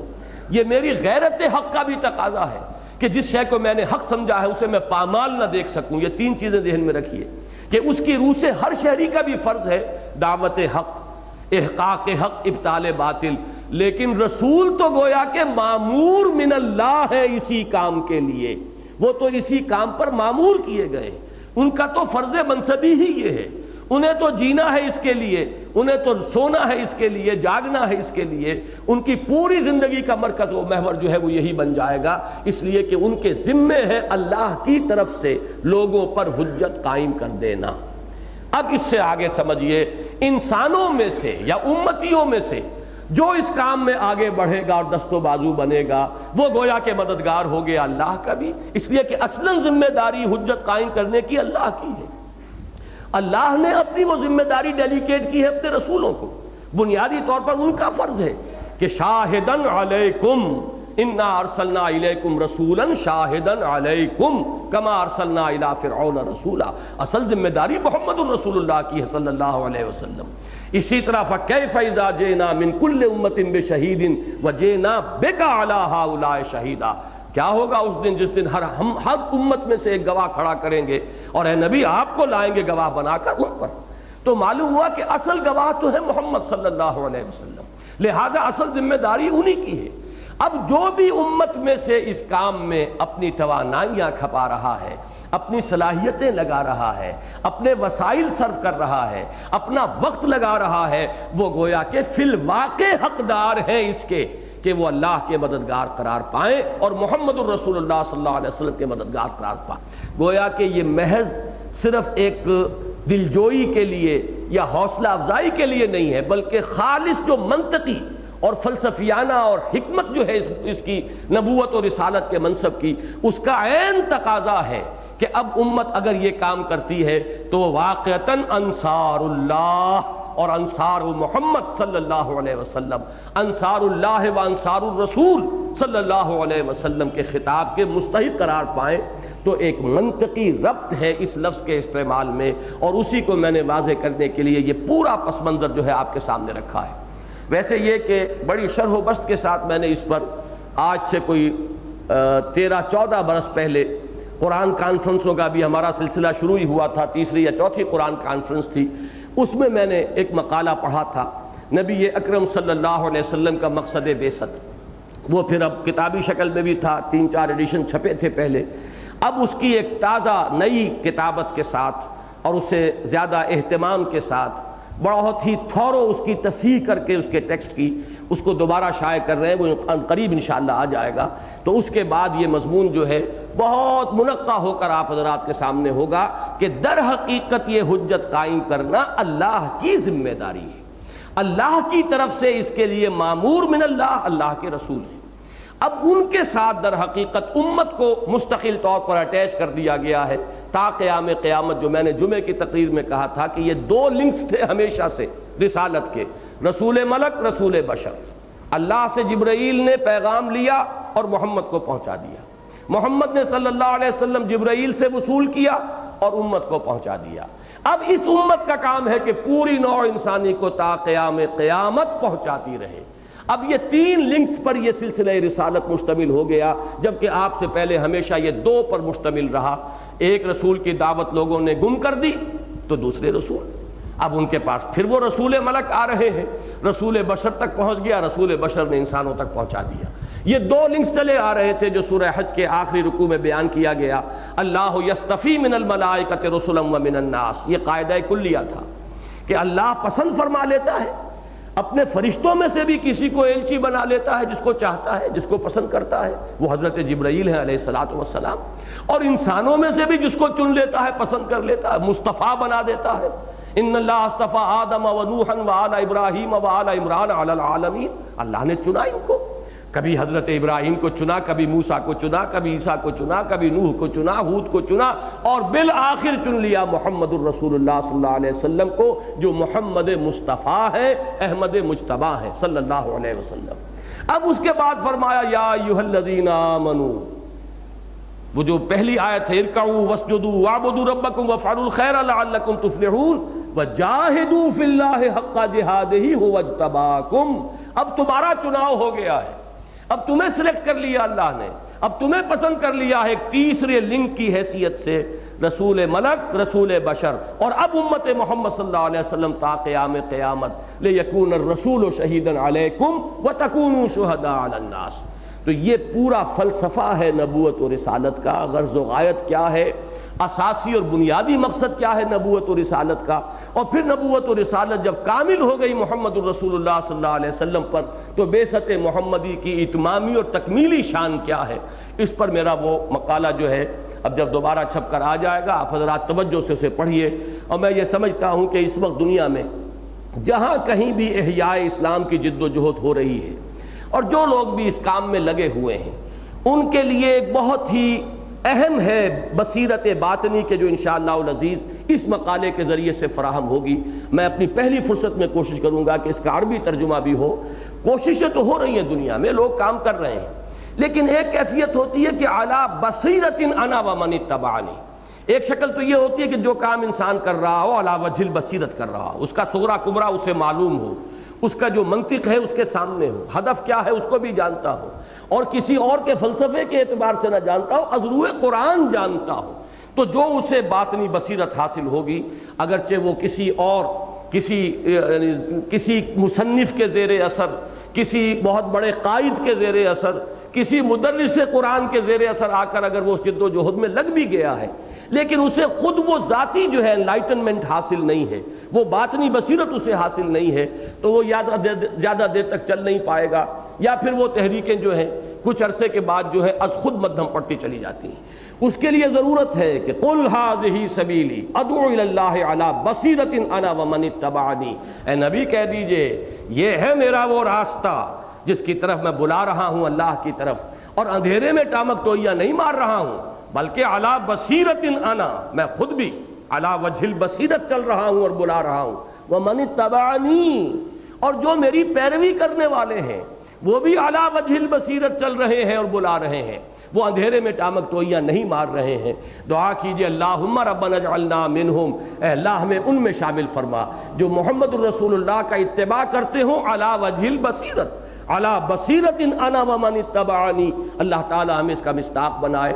تو اس تحریک میں اور خاص طور پر غلبہ دین اور اقامت دین کی جد و جہد میں نے ابھی چونکہ اس اپنے مقالے پر نظر ثانی کی ہے اور بہت ہی باریک بینی کے ساتھ اس کی تصحیح کی ہے، اہتمام کے ساتھ کتابت کرائی ہے، تو میں نے اسے پڑھا ہے اور مجھے اندازہ ہوا کہ وہ کوئی خاص وقت تھا جس میں کسی خاص کیفیت میں اللہ تعالیٰ نے مجھ سے وہ چیزیں لکھوا لی ہیں۔ انشاءاللہ تعالیٰ انہیں اگر سمجھ کر پڑھا جائے گا تو بہت بصیرت جو ہے حاصل ہوگی۔ اب آئیے پھر متن کی طرف۔ یا ایھا الذین آمنوا کونوا انصار اللہ، اہل ایمان بن جاؤ مددگار اللہ کے، کما قال عیسی ابن مریم للحواریین، یہاں لفظ حواریین کو سمجھ لیجئے، لفظ حور جو ہے وہ تو آپ خوب جانتے ہیں، سورہ رحمان میں آیا ہے اور سورہ واقعہ میں آیا ہے، تو اس میں گوری رنگت والیاں، یہ حور کا لفظ جو لفظی ترجمہ ہے، حور عین، عین وہ ہے کہ جو بڑی بڑی آنکھوں والی ہوں، تو حور کی یہ دو الفاظ جو قرآن مجید میں آتے ہیں، ایک ان کی گوری رنگت کی طرف اشارہ کرنے کے لیے لفظ حور، اور عین بہت بڑی بڑی آنکھوں والیاں، اور یہیں سے لفظ بنا ہے حواری، اس لیے کہ دھوبیوں کے لیے یہ لفظ استعمال ہوتا تھا، وہ کپڑے کو صاف کر دیتے ہیں، سفید کر دیتے ہیں، میل آ گیا ہے، کچیل ہے اوپر، اس کو صاف کر کے اثر نو کپڑے کو دھو دیا۔ اب جس طریقے سے اب اس لفظ کا اطلاق حواریین مسیح پر کیوں ہوا، دو اعتبارات سے، ایک تو یہ کہ خود ان کے باطن کو حضرت مسیح علیہ السلام نے دھو کر صاف کر دیا ان کی صحبت سے، جیسے صحابہ کرام رضوان اللہ تعالی علیہ مجمعین کا تزکیہ فرمایا محمد الرسول اللہ صلی اللہ علیہ وسلم نے، ایسے ہی صحبت حضرت مسیح علیہ السلام سے حواریین کا باطن جو ہے وہ میل کچیل سے، گندگیوں سے صاف ہو گیا۔ اللہ نے ان کا تزکیہ فرما دیا حضرت مسیح کے ذریعے، اور اب وہ خود معمور ہو گئے کہ جیسے دھوبی میل کچیل صاف کر کے کپڑوں کو پھر دوبارہ چمکا دیتا ہے اور پھر وہ بالکل سفید براق ہو جاتے ہیں، ایسے ہی اب وہ لوگوں کے تصفیے کے لیے، لوگوں کے تزکیے کے لیے، حق کو لوگوں تک پہنچانے کے لیے اسی طرح وہ قبر بستہ ہو گئے۔ یہ ہے حواریین۔ حضرت مسیح علیہ السلام کے 12 حواریین جو ہے وہ مشہور ہیں، اگرچہ بدقسمتی سے تاریخ ہمیں یہ بتاتی ہے کہ انہی میں سے ایک شخص وہ تھا جس نے غداری کی تھی۔ واللہ عالم یہ تاریخ کس حد تک ہمارے لیے قابل اعتماد ہے، لیکن بہرحال اور ہمارے پاس کوئی ذریعہ جو ہے ان چیزوں کی تصدیق کا یا تردید کا یا توثیق کا کوئی اور ذریعہ نہیں ہے۔ وہ 12 حواری تھے ساتھ حضرت مسیح علیہ السلام کے، وہ لاسٹ سپر جو کہلاتا ہے، آخری کھانا جو کھایا گیا ہے ایک باغ میں جہاں روپوش تھے حضرت مسیح، جیسے حضور حضرت ابو بکر صدیق کے ساتھ غار میں روپوش تھے، ایسے ہی ایک باغ میں حضرت مسیح اپنے ان حواریین کے ساتھ روپوش تھے۔ انہی میں سے ایک شخص گیا ہے 30 اشرفیوں کی رشوت لے کر، اس نے یہودیوں کے جو تھے وہ ذمہ دار لوگ جو عدالت کے کارندے تھے انہیں بتایا کہ اس وقت مسیح وہاں چھپے ہوئے ہیں، اور وہ رات کے وقت لالٹینیں لے کر اور ان کی پولیس کی ایک بڑی نفری کو لے کر آ کر وہاں چھاپا مارا ہے، اور ان کی تاریخ تو یہ کہتی ہے کہ پھر حضرت مسیح گرفتار ہو گئے اور وہی حضرت مسیح ہے کہ جو سولی پر چڑھائے گئے۔ لیکن انجیل برنباس نے وضاحت کر دی ہے، اور وہی میرے نزدیک قرآن مجید میں اگرچہ اس صراحت کے ساتھ مذکور نہیں ہے، لیکن قرآن مجید میں سورہ آل عمران اور سورہ نساء اور سورہ مائدہ میں جو بھی اشارات آئے ہیں ان کے اعتبار سے بات صحیح بالکل فٹ بیٹھتا ہے بیان برنباس کا، کہ ہوا یہ کہ جب وہ شخص آیا ہے باغ کے باہر، اس نے ان سپاہیوں سے یہ کہا کہ تم ابھی ذرا ٹھہرو، تھوڑی دیر کے بعد داخل ہونا، تو میں تمہارے سامنے جس سے مخاطب ہوں کہ استاذ، جب استاذ کہہ کر جس سے مخاطب ہوں بس اس کو پکڑ لینا، وہ مسیح ہوگا، وہی مسیح ہے علیہ الصلوۃ والسلام۔ اب یہ داخل ہوا، حضرت مسیح علیہ السلام اپنے ان 12 حواریین سے آخری الوداع کر کے، اور ایک کمرہ تھا چھوٹا سا، کوئی کوٹھڑی ہوگی باغ میں جیسی ہوتی ہے، اس میں وہ داخل ہو گئے تھے، مراقبے میں اور عبادت میں مصروف تھے، اور کہیے گئے تھے حواریین سے کہ تم لوگ بھی یاد کرو، اللہ کو ذکر کرو۔ لیکن ہوا یہ کہ وہ حواریین سو گئے، جب وہ سو گئے تو یہ ایک نکل کر گیا اور جا کر مخبری کرنے کے لیے آیا، باقی 11 سو رہے تھے۔ اب جب یہ آیا ہے اور یہ داخل ہوا حضرت مسیح کے اس کمرے میں، عین اسی وقت اللہ تعالیٰ نے اس کا چہرہ حضرت مسیح والا بنا دیا، اور حضرت مسیح علیہ السلام کو وہ چھت کو پھاڑ کر 4 فرشتے نازل ہوئے۔ یہ برنباس کا بیان ہے، انجیل برنباس، ایونجیلیم برنابے، اور وہ حضرت مسیح علیہ السلام کو تو وہ لے کر 4 فرشتے آسمان کی طرف روانہ ہو گئے۔ اس شخص کی شکل جو ہے وہ بدل گئی، اسے معلوم نہیں کہ میری شکل بدل گئی ہے۔ یہ حیران ہو کر ہکا بکا کہ یہ کیا ہوا ہے، مسیح کہاں گئے، اٹھا لیے گئے۔ یہ باہر نکلا ہے تو اس وقت وہ 11 جو ہیں حواری بھی جاگ گئے، ادھر سے وہ سپاہی داخل ہو گئے۔ اب انہوں نے یہ کہا استاذ، کیونکہ حضرت مسیح کی شکل اس کی بدل چکی تھی، لہذا اسے استاذ کا اسی کو پکڑ لیا گیا۔ تو انجیل برنباس کا کہنا یہ کہ یہ شخص غدار جو تھا یہ سولی پر چڑھا ہے، حضرت مسیح کو تو اللہ نے اٹھا لیا، بل رفعہ اللہ الیہ ولکن شبہ لہم وما صلبوہ وما قتلوہ۔ اب یہ تمام الفاظ جو قرآن مجید کے ہیں، معلوم یہ ہوتا ہے کہ اس کی شرح بالکل صحیح یہی بنتی ہے، واللہ عالم۔ لیکن اس کے بعد کیا ہوا ہے، یہاں قرآن مجید ان کا ذکر کر رہا ہے مقام مدح میں، مذمت کا کوئی پہلو یہاں نہیں، وہ تاریخ کی بات جو ہے وہ علیحدہ ہے۔ اور اگر ان میں سے ایک یہ بھی میں آپ سے عرض کر دوں، بعض حضرات کے نزدیک 72 تعداد ہے حواریین کی، یہ 12 تو ان میں سے وہ تھے جو مستقل ساتھ رہتے تھے حضرت مسیح کے، باقی یہ کہ اصل میں تو حواریین مسیح کی تعداد 72 ہے۔ اور یہ بھی آپ حضرات نوٹ کر لیجئے کہ 72 ہی کی تعداد تھی ان صحابہ کرام کی جنہوں نے بیعت عقبہ ثانیہ میں بیعت سمع و طاعت کی ہے محمد الرسول اللہ صلی اللہ علیہ وسلم کے دست مبارک پر۔ بایعنا رسول اللہ صلی اللہ علیہ وسلم علی السمع والطاعت فی العسر والیسر الی آخر الحدیث۔ تو یہ جو روایت ہے 72 مرد اور 3 عورتیں تھیں، تو 72 مردوں میں سے پھر حضور نے 12 کو نقیب بنایا تھا، ان میں سے 9 جو ہے وہ خزرج میں سے تھے اور 3 اوس میں سے۔ تو یہ کچھ 12 اور 72 کا عدد جو ہے کچھ ٹیلی کرتا ہے. یہاں بھی 12 قبیلے تھے بنی اسرائیل کے، وہاں بھی 12 نقیبہ کا لفظ آتا ہے کہ حضرت موسیٰ علیہ السلام نے بھی ہر قبیلے میں سے ایک کو نقیب بنایا تھا. پھر یہ 12 حواری تھے جو حضرت مسیح کے ساتھ مستقل رہتے تھے. 72 کل تعداد تھی حواریین کی کہ جو ویسے آپ پر ایمان لائے تھے. تو کما قال عیسی ابن مریم للحواریین من انصاری الی اللہ، جیسے کہ کہا تھا عیسیٰ ابن مریم نے اپنے حواریین سے کون ہے میرا مددگار اللہ کی راہ میں. اب میں نے یہاں عرض کر دیا 2 مقامات وہ تھے جہاں بریکٹڈ ہے اللہ کا اور اس کا رسول، 2 مقامات یہ جہاں اللہ کی نصرت کا ذکر علیحدہ ہے اور رسول کی نصرت کا ذکر علیحدہ ہے. لیکن رسول کی نصرت کے ساتھ الفاظ کیا ہے؟ من انصاری الی اللہ، میں اپنے ذاتی کسی کام میں تم سے مدد نہیں چاہ رہا، مجھے کوئی ذاتی احتیاج نہیں ہے. یہ بہت اہم معاملہ ہے نبی اکرم صلی اللہ علیہ وسلم کی سیرت مطہرہ کا، جو اکثر و بیشتر ہماری نگاہوں سے اوجھل ہے. اور اوجھل اس لیے ہے کہ ہمارے مذہبی رہنماؤں کا چونکہ کردار کچھ مختلف ہے، تو وہ اپنے کردار کی جو بھی اس کے اندر کمی کا پہلو ہے نمایاں کرنے کے لیے حضور کے کردار کے اس پہلو کو سامنے نہیں لانا چاہتے کہ جس سے کوئی ریفلیکشن ہو ان کے اپنے معاملے پر. اور وہ یہ ہے کہ محمد الرسول اللہ صلی اللہ علیہ وسلم انتہائی غیور تھے. کسی شخص کی شخصی معاونت اور شخصی مدد آپ قبول نہیں کرتے تھے. یہاں تک الفاظ آتے ہیں کہ آپ صلی اللہ علیہ وسلم اگر سواری پر ہوتے تھے اور آپ کا کوڑا زمین پر گر جاتا تھا تو آپ کسی سے یہ نہیں کہتے تھے کہ مجھے میرا کوڑا اٹھا کر دے دو. اپنی سواری کو بٹھا کر خود اتر کر کوڑا اٹھا لینا یہ آپ کو زیادہ پسند تھا بنسبت اس کے کہ کسی سے کہا جائے کہ مجھے یہ کوڑا تھما دو. اس میں بھی ایک طرح کی استمداد ہے. آپ نے مدد طلب کی، آپ نے اس کی اعانت چاہی، اس کی کوئی نہ کوئی قوت جو ہے وہ آپ کے ذاتی کام میں صرف ہوئی. اس درجے غیور. اور اس میں ایک واقعہ اگر نہ سناؤں تو واقعہ یہ ہے کہ وہ بات اس درجے میں واضح نہیں ہو سکے گی. ہجرت کے لیے آپ کو یاد ہوگا یہ واقعات جو ہیں کافی لوگوں کے علم میں ہے کہ حضور نے تمام صحابہ کو اجازت دے دی تھی، خود منتظر تھے ہجرت مدینہ کے ضمن میں کہ ایکسپریس پرمیشن جو ہے واضح اجازت اللہ کی طرف سے آئے تب آپ روانہ ہو. حضرت ابو بکر بھی ہیں، آپ کے یار غار ہیں، ساتھی ہیں، رفیق ہیں، وہ بھی منتظر ہیں.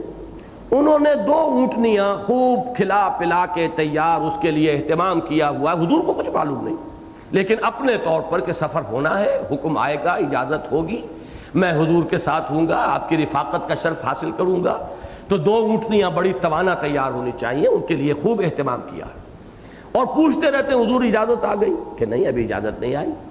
ایک روز حضرت عائشہ فرماتی ہیں کہ ہم حیران ہو گئے عین دوپہر کے وقت. اور عرب میں یہ بہت غیر معمولی بات ہے، دوپہر کے وقت کوئی کسی کو وزٹ نہیں کرتا. آج بھی ان کی تہذیب کے اندر یہ چیز شامل ہے. ظہر عصر کے درمیان آپ کسی کے گھر نہیں جا سکتے ورنہ بہت بدتمیز شمار ہوں گے، بہت ہی بد تہذیب انسان کہ جو ظہر عصر کے درمیان ملاقات کے لیے آ جائے. وہ ان کا معمول ہے اپنی ظہر پڑھی، کھانا کھایا، اس کے بعد ان کا قیلولہ مستقل ہے عصر تک. تو حضرت عائشہ فرماتی ہیں بہت حیران ہوئے، سخت دھوپ میں حضور اپنے چہرہ مبارک کو پوری طرح کپڑے میں چھپائے ہوئے تشریف لا رہے. حیران ہوئے لوگ.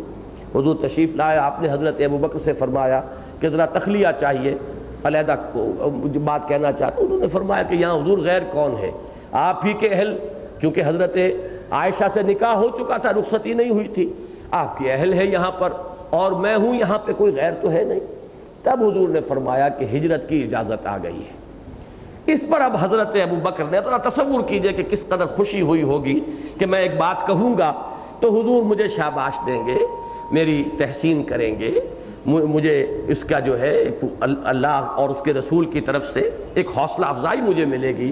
تو فوراً عرض کرتے حضور میں نے 2 اونٹنیاں بڑی تیار کی ہوئی ہیں، خوب فربا کیا ہوا ہے، توانا ہے، صحت مند ہے، میں نے تیاری کی ہوئی ہے. اب ذرا دیکھیے کیا حال ہوا ہوگا حضرت ابو بکر کا جب حضور کا جواب یہ تھا کہ اچھا ٹھیک ہے 1 اونٹنی میں استعمال کروں گا لیکن میں اس کی قیمت ادا کروں گا. حضرت ابو بکر رونے لگے اور ان کے الفاظ یہ تھے کہ یا رسول اللہ یہ جان اور مال کیا آپ کے سوا کسی اور کے لیے؟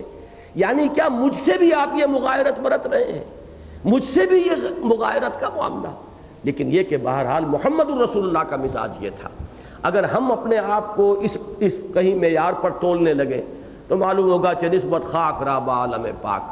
یہ ہے اصل میں وہ شے کہ جس کی وجہ سے ہم ان چیزوں کو نمایاں نہیں کرتے کہ کہیں لوگ ان معیارات کے اوپر ہمیں ناپنا تولنا نہ شروع کر دیں۔ تو حضور کی سیرت کا یہ سن رکھیے کہ من انصاری، کون ہے میرا مددگار، جو کوڑا اٹھانے کے لیے کسی کو کہنے کو تیار نہیں ہے، وہ اپنے کسی ذاتی کام کے لیے، اپنے کسی ذاتی مسئلے کے لیے کسی سے مدد نہیں مانگ سکتا، یا مدد درکار ہے دین کے لیے۔ کس لیے؟ اتمام حجت کرنا ہے خلق خدا پر خدا کی طرف سے، اور یہ اتمام حجت کرنا میرا فرض ہے، میری ذمہ داری ہے، مامور من اللہ میں ہوں، لہذا جو کوئی میری مدد کرتا ہے وہ میرا مددگار ہے اللہ کی راہ میں۔ تو ایک ایک لفظ کی اصل حقیقت کو سمجھ لیجئے۔ میرا مددگار کیوں ہے؟ اس لیے کہ ذمہ داری اصلاً میری ہے، جیسا کہ میں وضاحت کر چکا ہوں کہ حجت قائم کرنا اللہ کی ذمہ داری ہے، اللہ نے وہ ذمہ داری ڈالی اپنے رسول پر، تو اصلاً یہ ذمہ داری ہے رسول کی۔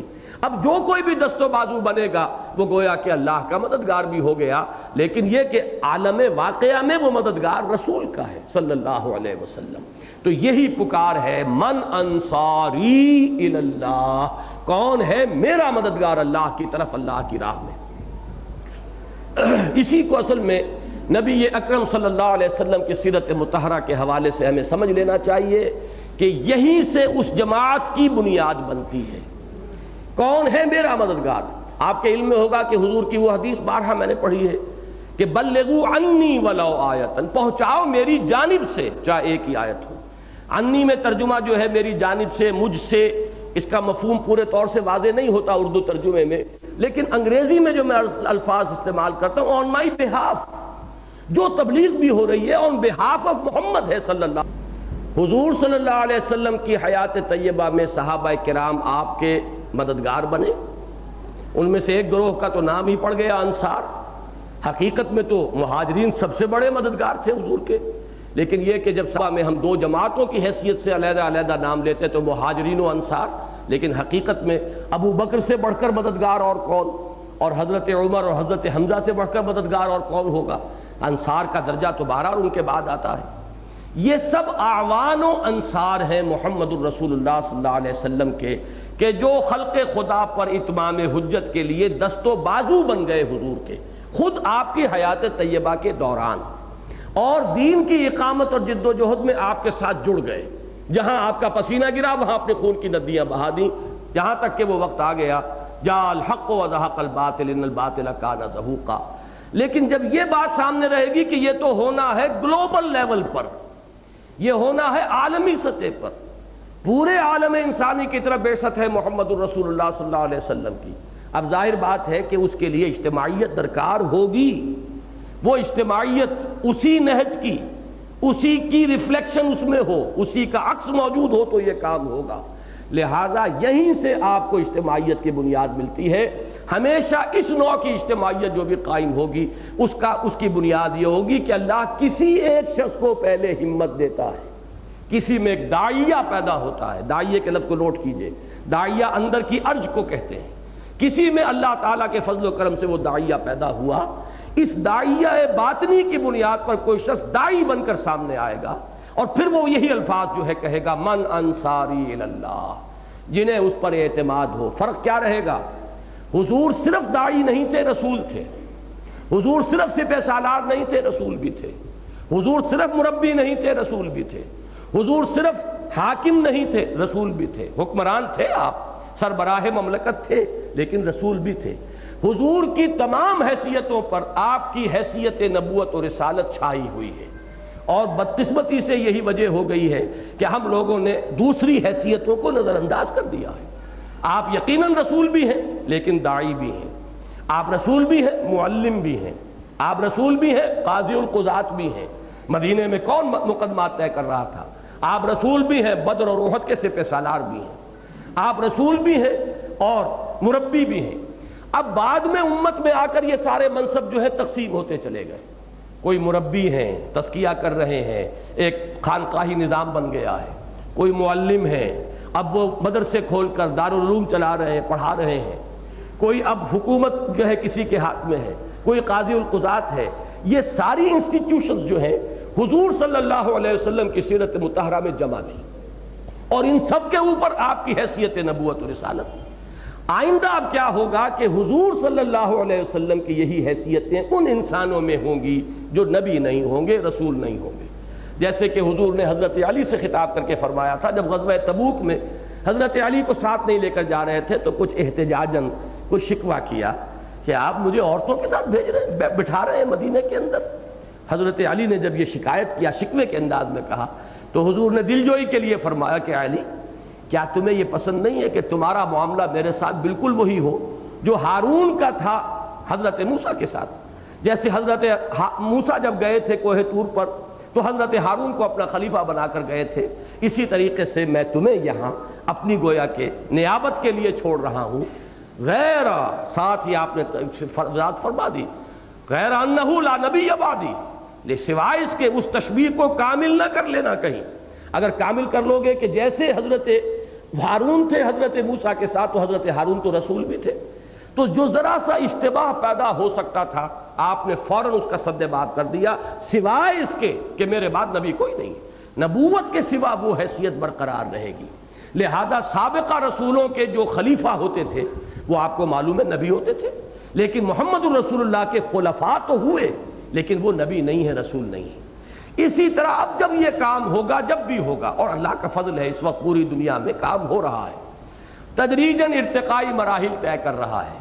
کچھ ٹھوکریں کھاتے ہوئے، جیسے کوئی بچہ جو ہے پہلے وہ گھٹنوں کے بل چلنا شروع کرتا ہے، گرتا بھی ہے، پھر چلنا، کھڑا ہو کر چلنا شروع کرتا ہے، گرتا ہے، اس کو چوٹیں آتی ہیں، پھر چلتا ہے. ظاہر بات ہے کہ نبی کا معاملہ تو اول دن سے ہوتا ہے کامل، معصوم، اللہ کی طرف سے ہر آن ہدایت آ رہی ہے.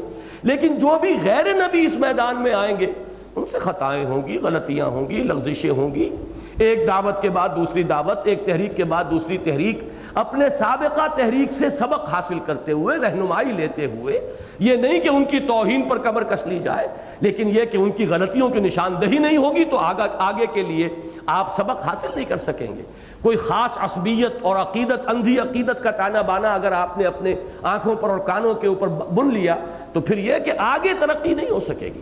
لیکن جیسا کہ میں نے عرض کیا، یہ بھی وہی ہے پل صراط والا معاملہ کہ بال سے زیادہ باریک اور تلوار سے زیادہ کی دھار سے زیادہ تیز. ذرا ادھر ہو جائے تو توہین ہو جاتی ہے اسلاف کی، ذرا ادھر ہو جائے تو عقیدت کی پٹی آنکھوں پر بن جاتی ہے. وہ درمیانی راہ بہت مشکل ہے. اب حضرت سید احمد شہید رحمہ اللہ، اب ان پر اگر کوئی شخص جو ہے طعن اور طنز اور تنقید، کیا کیا جی انہوں نے، جاتے ہی وہاں پہ حکومت قائم کر دی، ابھی تربیت نہیں کی تھی وہاں پر، انہوں نے یہ کام کر دیا. ایک انداز یہ ہے کہ آپ ان کے ادب نہ کریں، توہین کریں، ان پر تنقید اس انداز میں کریں. ایک یہ ہے کہ ان کا مقام، ان کا مرتبہ، ان کا ایثار، ان کی قربانیاں، بنا کردند خوش رسم بقا کو خون غلطی دند، خدا رحمت کو نہ دی عاشقان پاک کی نترا. انہوں نے اپنی صداقت کا اور خلوص و اخلاص کا آخری ثبوت فراہم کر دیا، جامع شہادت نوش کر لیا. لہذا توہین سے بچتے ہوئے البتہ اگر کوئی شخص علمی انداز میں یہ کہے کہ یہ خطا ہو گئی، خطا اجتہادی ہے، اجتہادی خطا ہر شخص سے ہو سکتی ہے، صحابی سے ہو سکتی ہے، اجتہادی خطا خلیفہ راشد سے ہو سکتی ہے، لیکن بدنیتی نہیں ہوگی. اگر بدنیتی کسی صحابی یا کسی خلیفہ راشد کی طرح منسوب کی گئی تو ایمان کے لالے پڑ جائیں گے. لیکن یہ کہ ویسے آپ اختلاف کر سکتے ہیں کہ یہ کام اس وقت نہیں کرنا چاہیے تھا. حضرت عمر رضی اللہ تعالیٰ خود پچھتائے ہیں اپنے ایک معاملے پر. حضرت ابو بکر کی رائے یہ تھی کہ جو اموال غنیمت آتے تھے ان میں اور پھر جو وظائف مقرر کیے گئے تھے مسلمانوں کے، حضرت ابو بکر کی رائے یہ تھی کہ تمام مسلمانوں کو برابر رکھا جائے ان وظائف میں. حضرت عمر نے اصرار کر کے اور زور دے کر بہت ہی تاکید کے ساتھ یہ فیصلہ کروایا کہ نہیں، درجہ بندی ہونی چاہیے. آپ کو معلوم ہے جو عشرہ مبشرہ ہیں ان کا درجہ ہے، انہیں زیادہ ملنا چاہیے. پھر یہ کہ اصحاب بدر ہے، پھر وہ اصحاب رضوان ہے. اب یہ درجہ بندی جو ہے فضیلت کی، یہ یقیناً مسلم ہے، لیکن یہ کہ آیا اسی کی بنیاد پر ان وظیفوں کی مقدار میں بھی فرق ہونا چاہیے تھا. حضرت ابو بکر کی رائے تھی کہ نہیں، لیکن اس معاملے میں انہوں نے زیادہ اصرار نہیں کیا، حضرت عمر کی رائے پہ فیصلہ کر دیا. نتیجہ یہ ہوا کہ اتنی بڑی ارتکاز دولت کی شکل پیدا ہو گئی. اب آپ کو معلوم ہے عبد الرحمن ابن عوف، طلحہ اور زبیر یہ تو ہیں عشرہ مبشرہ میں سے. اب ان کے وہ جو وظیفے ہیں بہت خطیر رقم وہ جمع ہو رہے ہیں، کیا کریں؟ عام خوشحالی اتنی آ چکی ہے کہ کوئی زکوٰۃ لے کر نکلتا ہے کہ کوئی مستحق مل جائے تو موجود نہیں ہے.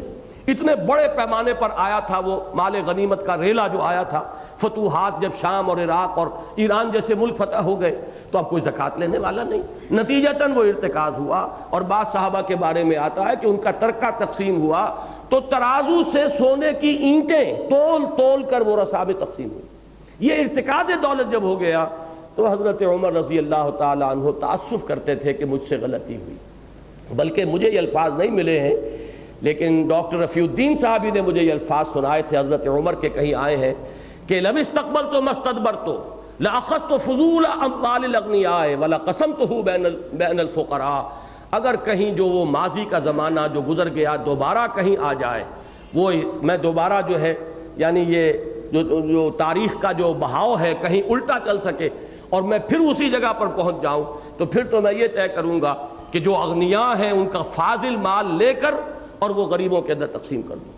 تو یہ بہرحال الفاظ حضرت عمر کے ہیں یا نہیں، میں نے صرف عرض کیا کہ میں نے سنے ہیں، لیکن عربی عبارت ہے، یقیناً کہیں نہ کہیں یہ روایت کی گئی ہے۔ اس روایت کی سند کیا ہے یہ مجھے معلوم نہیں ہے، اس کے لیے میں اب کوشش کروں گا کہ کسی صاحب کے ذمہ لگاؤں کہ وہ اس کی تحقیق کریں۔ لیکن یہ بات معلوم ہے کہ حضرت عمر رضی اللہ تعالیٰ عنہ کو اپنی غلطی کا احساس ہوا، تو اس اعتبار سے خلیفہ راشد ہوں یا کوئی صحابی ہو خطائے اجتہادی سے بری نہیں ہے۔ اسی طرح جو بھی داعی آئے گا یا آیا ہے نبی اکرم صلی اللہ علیہ وسلم کے بعد سے لے کر آج تک جو آیا اور جو مستقبل میں آئے گا، اس لیے کہ اس کو لَتَرْكَبُنَّ طَبَقًا عَنْ طَبَقٍ، درجہ بدرجہ اس بات کو آگے بڑھنا ہے، یہاں تک کہ وہ وقت آ کر رہے گا جو حضور نے فرمایا کہ روئے ارضی پر ایک گھر بھی باقی نہیں بچے گا، نہ اینٹ گارے کا بنا ہوا، نہ کمبلوں کا بنا ہوا خیمہ جس میں اللہ کا دین داخل نہ ہو جائے، بِعِزِّ عَزِیزٍ أَوْ ذُلِّ ذَلِیلٍ۔ ہوگا کتنی نسلوں کے بعد، کتنے درجوں میں ہمیں اوپر چڑھنا ہے، یہ ارتقاء کتنے مراحل طے کرے گا یہ ہم نہیں جانتے، لیکن ہوگا ایسے ہی ایک تحریک، ایک دعوت، اس میں کچھ نہ کچھ اس کی اچیومنٹ ہوگی، کچھ لوگوں کو موٹیویٹ کریں گے، کہیں کو غلطی ہو جائے چلیے دنیاوی اعتبار سے ناکام ہو گئے، نیت خالص تھی، اللہ کے ہاں اجر ان کا محفوظ رہے گا، پھر یہ گاڑی آگے چلے گی۔ جیسے اولمپک ٹارچ کو لے کر جو ہے کھلاڑی دوڑتا ہے، ایک کھلاڑی جو ہے آگے جا کے تھما دیتا ہے، وہ دوسرے کو تھما دیتا ہے، ٹارچ آگے جا رہی ہے، کھلاڑی تھک ہار کر پیچھے رہ جاتے ہیں۔ اسی طریقے سے تحریکوں کا معاملہ ہوگا اور ہو رہا ہے بالفعل، لیکن اس میں جو بات سمجھنے کی ہے وہ یہ ہے کہ ہر تحریک کا آغاز اسی طرح ہوگا کہ کسی کے دل میں وہ داعیہ پیدا ہو جائے، وہ اب داعی بنے گا اپنے ذاتی باطنی داعیے کی بنیاد پر، وہ داعی تو ہوگا جیسے محمد الرسول اللہ داعی تھے، لیکن وہ رسول نہیں ہوگا، نبی نہیں ہوگا، معصوم نہیں ہوگا، بس سوائے اس ایک شے کے باقی ساری چیزیں وہی ماننی ہوں گی، وہی پیٹرن، وہی ترتیب، وہی اپنے معاملات کے اندر تدریج، وہی طریق تنظیم، اور وہ طریق تنظیم ہے جو یہاں میں مل رہا ہے۔ من انصاری الی اللہ، کون ہے میرے مددگار اللہ کی راہ میں۔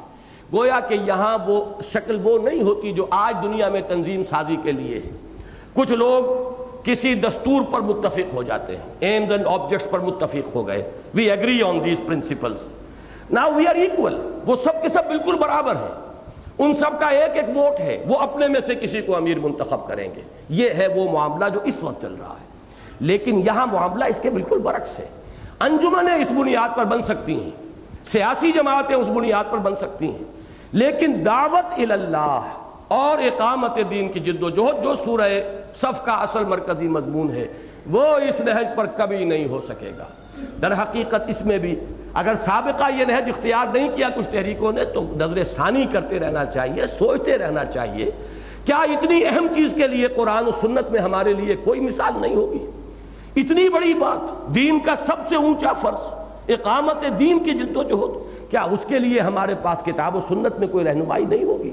ظاہر بات ہے کہ کتاب و سنت میں رہنمائی ہے، لیکن ہم زمانے کے جو رجحانات ہیں ان سے مرعوب ہو کر وہ دستوری اور قانونی اور جمہوری جماعتیں بنانا، چونکہ یہ اس دور کی ایک روایت ہے، مغرب سے یہی طریقے تنظیم یہاں آیا، جیسے کہ وہ علامہ اقبال نے وہ تو ذرا جو طنزیہ انداز کہہ لیں یا ظرافت والا انداز ہے کہ اٹھا کر پھینک دو باہر گلی میں، نئی تہذیب کے انڈے ہیں گندے، الیکشن ممبری کرسی صدارت بنائے خوب آزادی نے پھندے۔ اب یہ معاملہ جو ہے یہ حکومتوں کی سطح پر بھی ہے، یہ سارا کھیل جو ہے، لیکن یہ کہ یہی نہج وہاں پارٹی بنانے کا ہے، کسی شخص سے ساتھ لوگ جمع نہیں ہوتے بلکہ کسی دستور پر متفق ہوتے ہیں، اور دستور پر متفق ہو کر سب کے سب برابر ہیں، اپنے میں سے کسی کو منتخب کرتے ہیں، ایک وقت معین کے لیے منتخب کرتے ہیں۔ میں اس کو جیسا کہ میں نے بارہا کہا، میں اسے حرام نہیں کہتا، یہ بھی مباحات کے دائرے میں ہے، لیکن وہ کام کہ جس کی اس وقت ہم گفتگو کر رہے ہیں لِيُظْهِرَهُ عَلَى الدِّينِ كُلِّهِ، اس کام کے لیے وہی پیٹرن اختیار کرنا پڑے گا جو اس آخری آیت میں آ رہا ہے، من انصاری الی اللہ، کوئی داعی وہ اپنی ذاتی عرض کی بنیاد پر کام شروع کر دے، ایسا انداز ہے اس کا، بھائی میں تو اب چل رہا ہوں، میں تو سفر شروع کر رہا ہوں، کون ہے جو میرے ساتھ آتا ہے؟ میں نے تو فیصلہ کر لیا ہے، ان صلاتی و نسکی و محیایا و مماتی للہ رب العالمین، کون ہے جو میرا دست و بازو بنتا ہے، کون ہے جو میرا ساتھ دیتا ہے؟ اب یہ شخص ان کا از خود امیر ہے، وہ ان کے ووٹوں سے منتخب نہیں ہوگا، وہ خود بخود امیر ہے۔ محمد الرسول اللہ صلی اللہ علیہ وسلم کبھی کسی کے ووٹوں سے منتخب نہیں ہوئے، لیکن یہ چیز ہمارے نگاہوں پر چونکہ وہ رسالت والی حیثیت چھائی ہوئی ہے، ہم یہ سمجھتے ہیں یہ صرف بربنائے رسالت ہے۔ یہ صرف بربنائے رسالت نہیں ہے، بلکہ در حقیقت جس کام کے لیے وہ تنظیم بنانی ہے اس کے مزاج کا تقاضا یہی ہے۔ اس لیے کہ سید احمد بریلوی تو رسول نہیں تھے، نہ نبی تھے، نہ رسول تھے۔ انہوں نے جب لوگوں سے کہا کہ آؤ میری بیعت کرو، لوگ جمع ہوئے، ان کے گرد جمع ہوئے، کوئی انتخاب نہیں ہوا۔ کتنے سالوں کے لیے انتخاب ہے، کہیں اس کا ذکر موجود نہیں ہے۔ وہ آخری مرحلے تک وہی ہیں، جو بھی ان کے مخلص ساتھی ہیں ان سے وہ مشورہ کرتے ہیں۔ یہ تو شاورہم فی الامر، یہ قرآن مجید کی نص ہے، لیکن مشورے کے بعد اب گنتی نہیں ہوتی کہ ادھر تو ہو گئے جناب 10 آدمی، ادھر ہیں 8 آدمی، تو 10 والوں کی بات چلے گی۔ بندوں کو گنا کرتے ہیں، تولا نہیں کرتے۔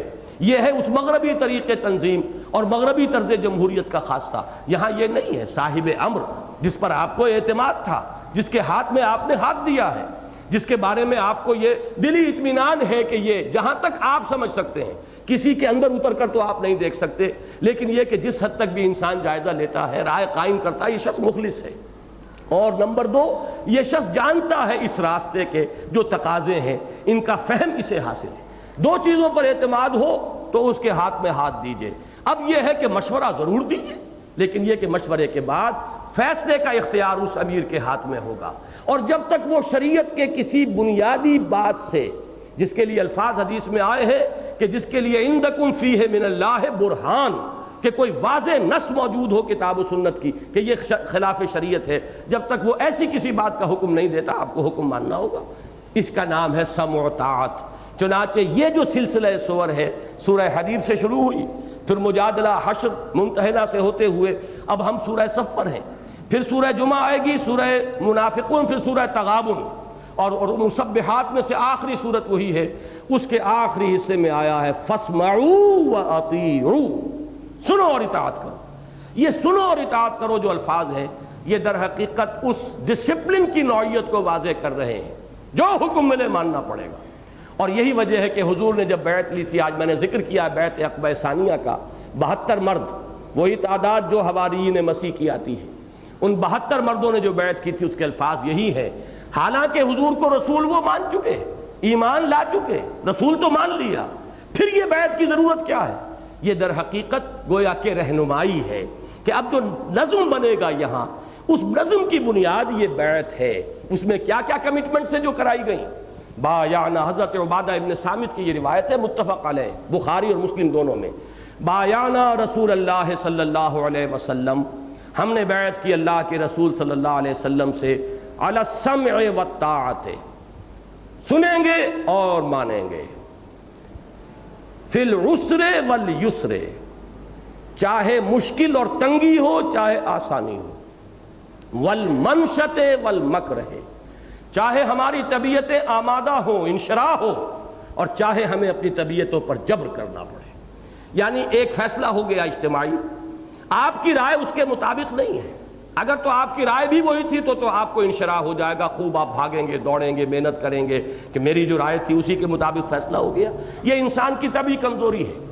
لیکن اگر رائے آپ کی کچھ اور تھی، فیصلہ کچھ اور ہو گیا، تو فطری طور پر اب آپ کے لیے طبیعت میں اتنی جولانی نہیں ہوگی، اتنی امنگ کہ آپ اس کے لیے دوڑیں۔ لیکن یہاں پر جو بیعت کی ہے وہ یہ ہے، چاہے ہمیں اپنی طبیعتوں پر جبر کرنا پڑے، اس لیے کہ اگر اس حالت میں آپ جو ہے معطل ہو کر رہ جائیں، کام نہ کریں، تو نظم تو پھر ختم ہوا، پھر یہ نظم نہیں ہے، جماعت نہیں ہے، پھر تو یہ کہ ہر شخص کی انڈیویجویلٹی برقرار ہے کہ مجھے پسند ہوگا تو کام کروں گا، پسند نہیں ہوگا تو نہیں کروں گا۔ تو یہ جماعت کی تو نفی ہو گئی۔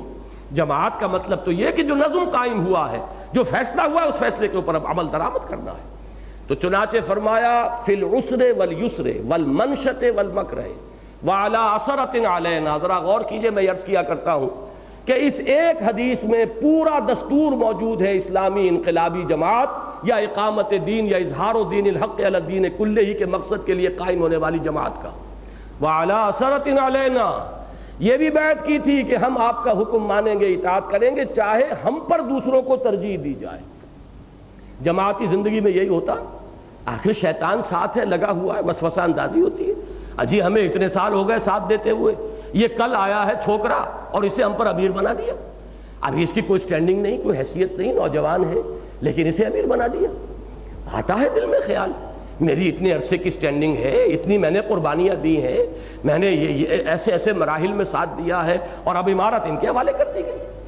لیکن محمد الرسول اللہ نے اسی لیے تربیت جو دی تھے صحابہ کو، وہ ایسی کہ غزوہ موطا میں کسے بنایا سپہ سالار؟ حضرت زید ابن حارثہ رضی اللہ تعالیٰ عنہ، جو غلام تھے اور آزاد شدہ تھے، اور وہ کبھی بھی عرب کے اندر برابر نہیں سمجھے جاتے تھے، آزاد ہونے کے بعد بھی وہ موالی سمجھے جاتے تھے۔ اور پھر جو آخری جیش تیار کیا ہے اپنے مرض وفات میں، اس کی عمارت کس کو دے دی؟ حضرت اسامہ ابن زید کو رضی اللہ تعالیٰ عنہ، نوجوان، اور ان میں اکابر صحابہ، کبار صحابہ اس کے اندر موجود تھے۔ یہ تربیت تھی۔ اسی لیے فرمایا چاہے تم پر کوئی کن کٹا حبشی جو ہے، جس کے بال بھی کشمش کی طرح کا سر ہو، وہ امیر بنا دیا جائے تو اس کی بھی اطاعت کرو، سمو اطاعت۔ اس میں یہ نہ ہو کہ ہم تو قرشی ہیں، فلاں ہیں، اور یہ تو ہے یہ حبشی ہے، نہیں، کوئی شے راستے میں نہ آئے۔ یہی تھی تربیت محمد الرسول اللہ صلی اللہ علیہ وسلم کی۔ وَعَلَىٰ أَثَرَةٍ عَلَيْنَا، گویا کہ پہلے سے، جس کو انگریزی میں کہتے ہیں وی واش آور ہینڈز آف، ہم نے تو ہاتھ دھو دیے، آپ کے ہاتھ میں اختیار ہے، جسے چاہیں امیر بنائیں۔ اور اسی میں ذرا نوٹ کیجئے، میں اس کا شاہکار کلائمیکس قرار دیتا ہوں کہ کس قدر سینسٹیو ایشو تھا خلافت کے مسئلے کا، لیکن ایک حدیث حضور کی آئی ہے، اور وہ ایک ہی راوی نے بیان کی ہے، کسی نے کوشچن نہیں کیا حضرت ابوبکر کو۔ الائمۃ من قریش، انصار نے اپنا دعویٰ واپس لے لیا، حالانکہ کس قدر یہ آپ سمجھیے ایکسپلوسیو سچویشن تھی کہ انصار مدعی بن کر آ گئے تھے کہ خلافت ہمارا حق ہے، کہ اس لیے کہ مہاجرین جو ہے وہ تو اپنے مکہ مکرمہ کے اندر ان کو تو جان بچانی مشکل ہو گئی تھی، وہ وہاں تو دین کو غالب نہیں کر سکے تھے، ہم نے پناہ دی، ہم نے انہیں جگہ دی، یہاں آباد بھی کیا، ہم نے نصرت کی ہے، تب دین کو غلبہ حاصل ہوا، لہذا خلافت ہمارا حق ہے۔ حضرت ابوبکر جا کر صرف ایک بات کہتے ہیں، اور اتنے سینسٹیو اور ایکسپلوسیو ایشو پر اب کوئی آواز تاریخ میں ثابت نہیں ہے کہ کسی ایک شخص نے بھی آواز بلند کی۔ اور حضرت ابوبکر کی صداقت کا اور ان کے مقام کا اور ان کی جو حیثیت تھی، ایسا نقشہ سامنے آتا ہے، کسی نے یہ بھی کوشچن نہیں کیا کہ ابوبکر یہ اکیلے تم کہہ رہے ہو، کسی اور نے بھی یہ حدیث سنی ہے محمد سے صلی اللہ علیہ وسلم؟ نہیں۔ تو اس بات کو نوٹ کیجئے، وَعَلَىٰ أَثَرَةٍ عَلَيْنَا، جو ہم پر کسی کو بھی ترجیح دی جائے ہمیں کوئی اعتراض نہیں ہوگا۔ اس کے بعد وَعَلَىٰ أَن لَا نُنَازِعَ الْأَمْرَ أَهْلَهُ، جنہیں آپ امیر بنائیں گے ان سے ہم جھگڑیں گے نہیں۔ حضور کے زمانے میں بھی تو امراء تھے نا، کوئی خاص آپ نے کسی مشن کے اوپر ایک دستہ بھیجا ہے، اس کا امیر بنا دیا۔ اب حضور تو مدینے میں ہے، اس پوری مہم کے دوران تو وہ شخص امیر ہے۔ حضرت ابوبکر کو امیر بنا کر بھیجا، امیر الحج، یہ جو سن 9 کا حج تھا، سن 10 کا تو حجۃ الوداع ہے جس میں حضور خود تشریف لے گئے، لیکن سن 9 میں آپ نے امیر الحج بنا کر بھیجا حضرت ابوبکر کو۔ اور پھر یہ کہ جہاں لشکر ہے، اب غزوہ احد ہے یا غزوہ بدر ہے، کوئی میمنہ پر امیر ہے، کوئی میسرہ پر امیر ہے، کوئی قلب میں امیر ہے، کوئی ہراول کا امیر ہے، تو امراء ہوتے ہیں ہر وقت، کوئی ایک امیر تو نہیں ہوتا۔ تو جس کو بھی آپ امیر بنا دیں گے ہم اس سے جھگڑیں گے نہیں، یعنی اس کی بھی ہم اطاعت کریں گے۔ اس میں الفاظ آتے ہیں ایک روایت میں، بخاری کی روایت میں وہ نہیں ہے، مسلم کی روایت میں ہے، الا ان تروا کفرا بواحا عندکم من اللہ، عندکم فیہ من اللہ برہان، الا یہ کہ تم کوئی کفر بواح دیکھو، کھلم کھلا کفر جس کے لیے تمہارے پاس اللہ کی طرف سے دلیل ہو، نص ہو کہ یہ خلاف اسلام ہے، وہاں تو کہہ سکتے ہو لا سمع ولا طاعہ، نہ سنیں گے نہ مانیں گے، لیکن یہ کہ اس سے کم تر ماننا پڑے گا، چاہے جو بھی وہ حکم دے۔ اور آخری بات، وَعَلَىٰ أَن نَّقُولَ بِالْحَقِّ أَيْنَمَا كُنَّا لَا نَخَافُ فِي اللَّهِ لَوْمَةَ لَائِمٍ، اور اس بات کی بھی ہم نے بیعت کی تھی، حق بات ضرور کہیں گے جہاں بھی کہیں ہوں گے، کسی ملامت کرنے والے کے ملامت کے خوف سے اپنی زبانیں بند نہیں کریں گے۔ یعنی ایسا ہوتا ہے کسی شخص کو یہ خیال ہوتا ہے بڑے بڑے علماء بیٹھے ہیں، فضلاء بیٹھے ہیں، بڑے سینئر ہماری تحریک کے ساتھی بیٹھے ہیں، میں بولوں گا تو مذاق اڑ جائے گا۔ نہیں، بات جو آئی ہے کہو ضرور، جہاں مشورہ ہو وہاں کسی بھی مرعوبیت کی وجہ سے، کسی بھی احساس کمتری کی وجہ سے زبان بند نہ کرو، رائے ضرور دو، اس لیے کہ ڈیف اینڈ ڈمب لوگوں کی اجتماعیت جو ہے وہ دنیا میں کوئی کام نہیں کر سکتی۔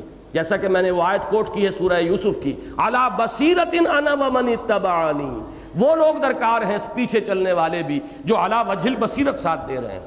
لہذا یہ کام اسی وقت ہو سکتا ہے جب وہ اپنے غور و فکر کی فیکلٹی کو بھی بروئے کار لائیں، غور و فکر کریں، سوچ بچار کریں، تحریک کے معاملات کے اوپر وہ اپنی بھی عقل کو دوڑائیں، اور اس کے بعد جو بات سامنے آئے اس کو بیان کر دیں، بیان کرنے کے بعد یہ سمجھے کہ میں نے اپنا فرض ادا کر دیا، اب اصرار اس پر نہیں، اب جو فیصلہ صاحب امر کرے گا اس کے مطابق، چاہے منشط ہو چاہے مکرہ ہو، بہرحال اس کے مطابق عمل کرنا ہے۔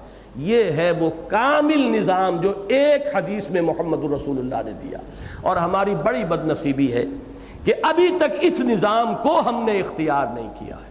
جماعتیں بنی ہیں، تحریکیں اٹھی ہیں اس صدی کے اندر، تدریجاً بات آگے بڑھ رہی ہے، اپس اینڈ ڈاؤنز آتے ہیں، ڈاؤنز سے کبھی گھبرانا نہیں چاہیے، سیٹ بیکس آئیں گے، لیکن مجھے یقین ہے، میرا ایمان ہے اس پر کہ اس پروسیس کو آگے بڑھنا ہے، دین کو غالب ہو کر رہنا ہے، اس لیے کہ یہ تو خبر دی ہے محمد الرسول اللہ نے صلی اللہ علیہ وسلم وہو صادق المصدوق، اس پروسیس کا آغاز بھی ہو گیا ہے۔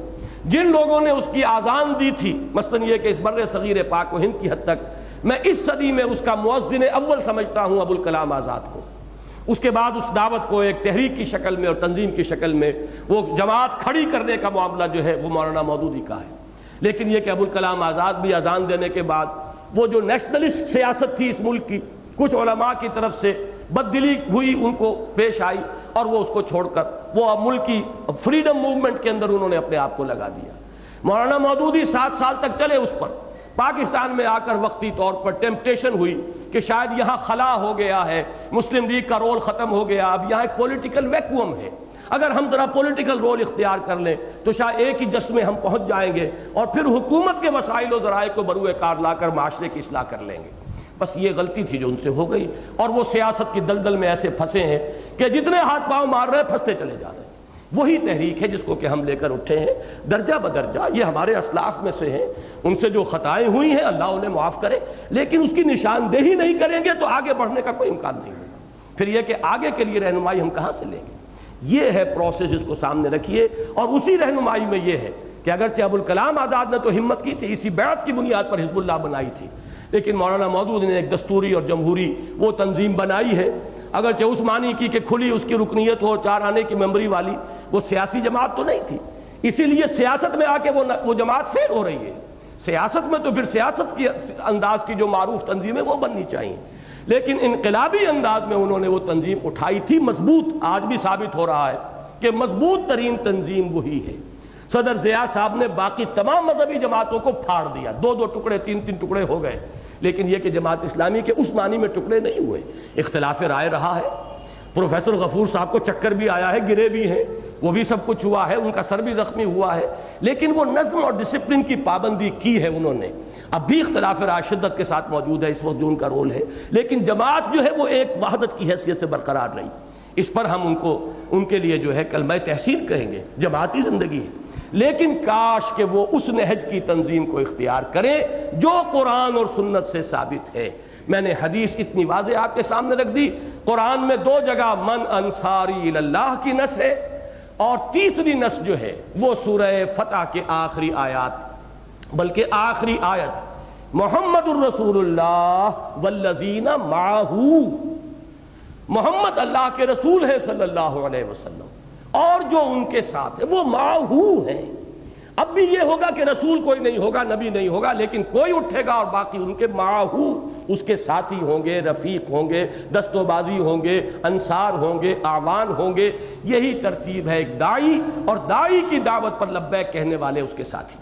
من انصاری اللہ قال الحواریون نحن انصار اللہ، فآمنت طائفۃ من بنی اسرائیل وکفرت طائفہ. اب اس بقیہ حصے میں صرف ایک نقطہ رہ گیا تاریخی اعتبار سے، اس میں ایک بڑا شدید اشکال ہے، لیکن اسی اشکال سے ایک بہت بڑی رہنمائی بھی ملتی ہے.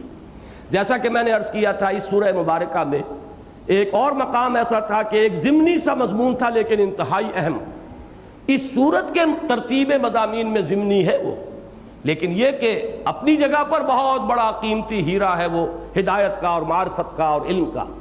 جیسے کہ وہ آیا تھا کہ فلما زاغوا ازاغ اللہ قلوبہم، جب وہ ٹیڑھے ہو گئے تو اللہ نے ان کے دلوں کو بھی ٹیڑھا کر دیا. قانون ہدایت و ضلالت جو ہے اللہ تعالیٰ کا وہ ان چند الفاظ میں آ گیا تھا. یہاں بھی نوٹ کیجئے، اصل تاریخ جو ہمیں معلوم ہے مسیحیین کی یا حضرت عیسیٰ پر ایمان لانے والوں کی، وہ تو یہ ہے کہ حواریین نے آپ کے بعد بہت سخت پرسیکیوشنز جھیلیں، بہت قربانیاں دیں، تکالیف برداشت کیں. دعوت و تبلیغ میں واقعہ یہ ہے کہ صبر و ثبات اور استقامت کی بڑی روشن مثالیں قائم کی، لیکن انہیں کوئی غلبہ حاصل نہیں ہوا. یہ نوٹ کیجئے، حواریین کی فرسٹ سیکنڈ جنریشن جو ہے انہیں غلبہ حاصل نہیں ہوا، بلکہ فرسٹ جنریشن ہی کے دوران پال جو ہے وہ لبادہ اوڑھ کر شامل ہوا اور اس نے حضرت مسیح علیہ السلام کے اصل دین کو تمام اعتقادی بنیادوں کو ڈھا دیا، توحید کو تثلیث سے بدل دیا، اور انکارنیشن کا تصور، خدا کا بیٹا ہونے کا تصور، اور پھر یہ کہ کفارے کا عقیدہ. گویا کہ ہر شے جو ہے دین کی، اصل دین جو تھا جو حضرت آدم سے اور حضرت محمد صلی اللہ علیہ وسلم تک ایک ہی دین ہے، وہی دین حضرت مسیح کا تھا. اس دین کی ساری جڑ بنیادیں جو ہے کھود کے رکھ. اور اس کے بعد جو فروغ ہوا ہے اصل میں عیسائیت کو، وہ تو پالزم کو ہوا ہے. اور وہ کب ہوا ہے؟ جبکہ کانسٹنٹائن قسطنطین جو تھا، جو ایمپرر تھا بیزنطینی، وہ اس نے جب عیسائیت اختیار کی ہے تو اس کے بعد پوری رومن امپائر عیسائی ہو گئی، اور اس کے بعد سے پھر عیسائیت کو غلبہ ہوا. لیکن عیسائیت کون سی تھی؟ وہی کرپٹڈ عیسائیت، وہی جس کے عقائد کے اندر کجی آ چکی تھی. تو تاریخی حقائق چونکہ یہ ہے، واقعہ یہ ہے، قرآن مجید نے یہاں بیان کیا ہے. اگرچہ اختصار کے ساتھ تو لیں تو بات ایسے آتی ہے کہ جیسے فوراً حواریین جو تھے، فرسٹ جنریشن حضرت مسیح پر ایمان لانے والوں کی، شاید جیسے کہ انہی کو غلبہ ہو گیا. نہیں، اسی لیے میں نے کہا تھا to cut a long story short والی بات ہے. یہاں صرف مخفف کر کے اس کا خلاصہ دیا جا رہا ہے. اور یہاں پر آمنو سے اب کون مراد ہوں گے؟ آمنو سے مراد ہے حضرت عیسیٰ کے نام لیوا، چاہے وہ بدعتی ہو، چاہے انہوں نے تثلیث کا عقیدہ ایجاد کر لیا ہو، چاہے انہوں نے شرک شامل کر لیا ہو، لیکن حضرت عیسیٰ کا انکار نہیں کیا.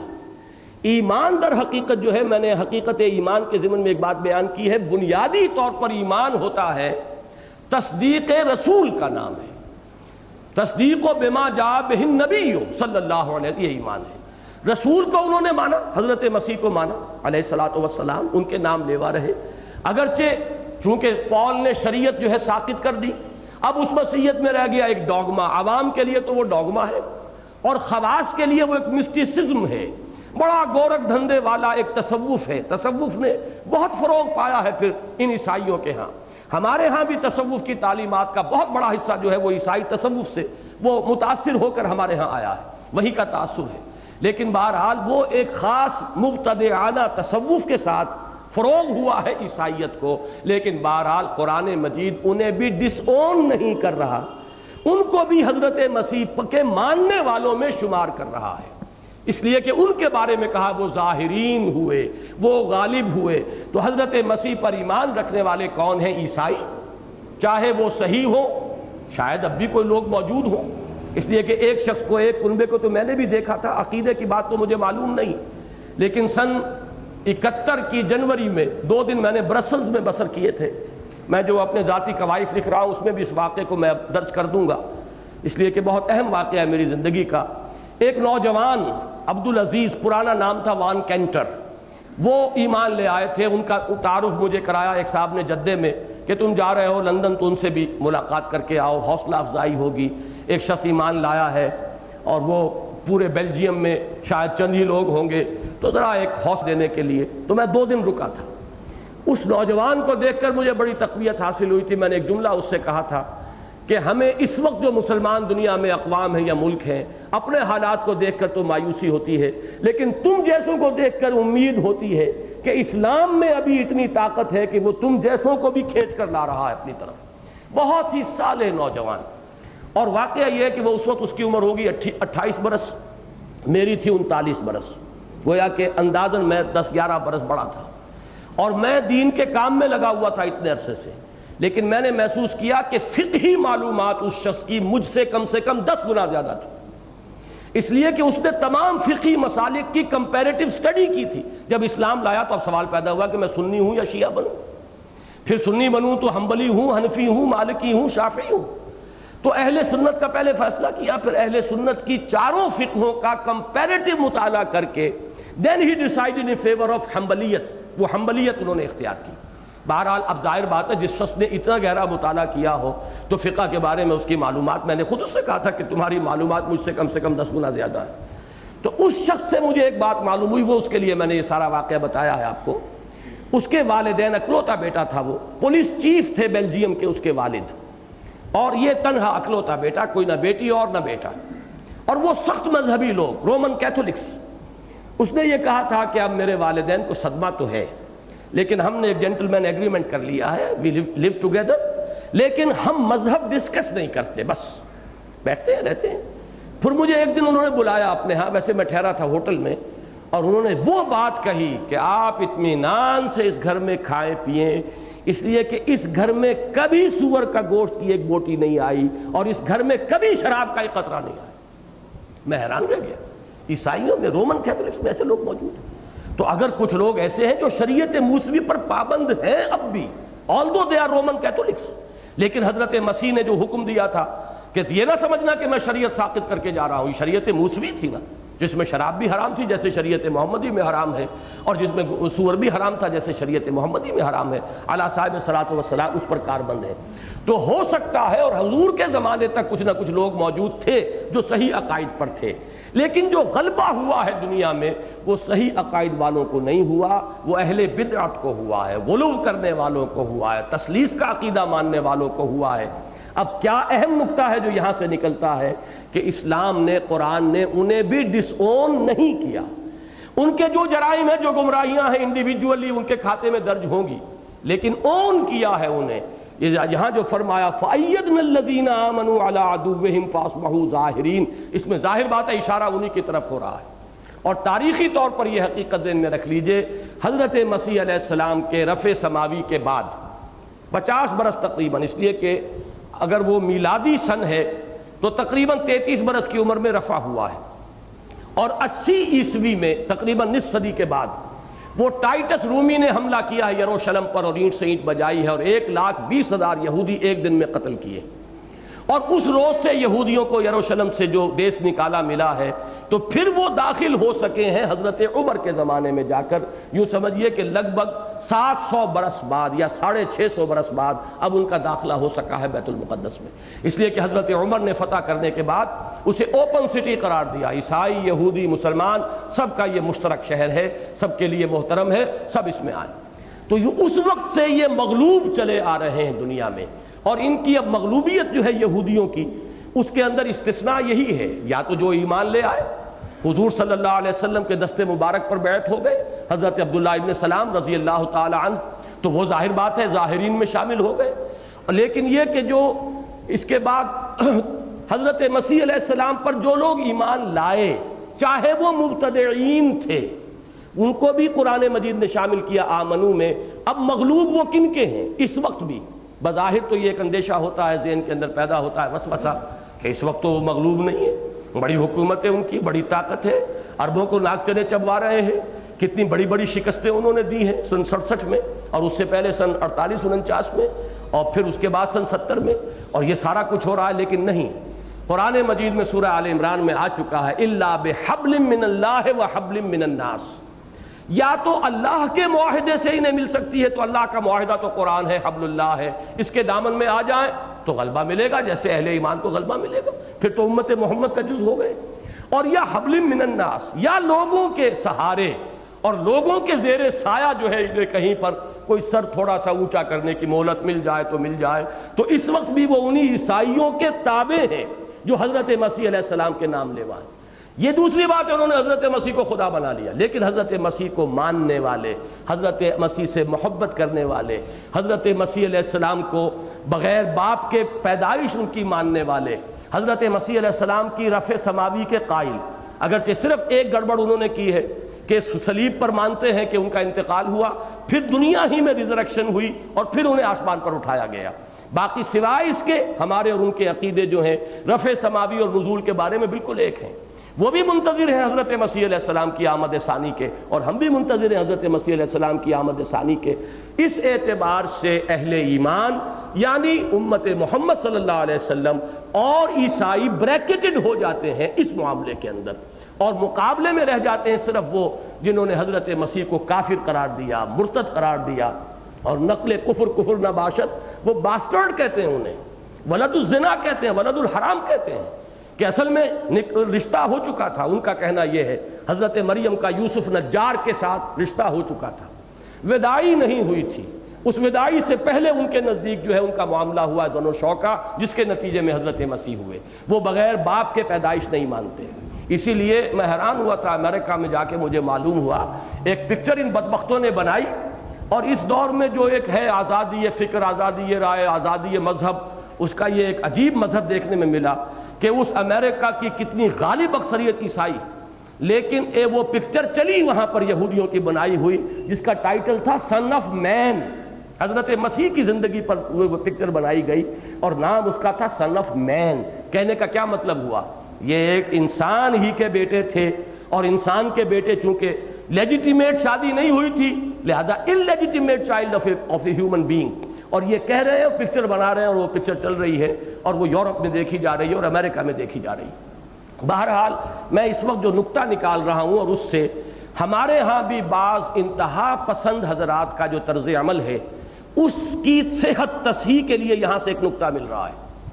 دیکھیے ہمارے ہاں بھی مبتدعین بھی ہیں، مشرکین بھی ہیں، قبروں کو پوجنے والے بھی ہیں، طرح طرح کے عقیدے رکھنے والے ہیں اولیاء اللہ کے بارے میں، بدعتیں ایجاد کرنے والے ہیں، اس کے باوجود وہ امت سے علیحدہ نہیں ہوں گے، وہ امت محمد کا حصہ ہیں، یہ آپ کو ماننا پڑے گا۔ جیسے کہ حضرت مسیح کی امت میں شمار کیے گئے ہیں وہ لوگ، ان پر ایمان لانے والوں کے کھاتے میں درج ہوئے ہیں وہ لوگ، اگرچہ وہ مبتدعین تھے، اگرچہ انہوں نے بدترین شرک ایجاد کیا، انہوں نے خدا کا بیٹا قرار دے دیا، لیکن ماننے والے تھے مسیح علیہ السلام کے، لہذا وہ فَأَيَّدْنَا الَّذِينَ آمَنُوا عَلَىٰ عَدُوِّهِمْ میں الَّذِينَ آمَنُوا کے تحت درج ہوئے ہیں۔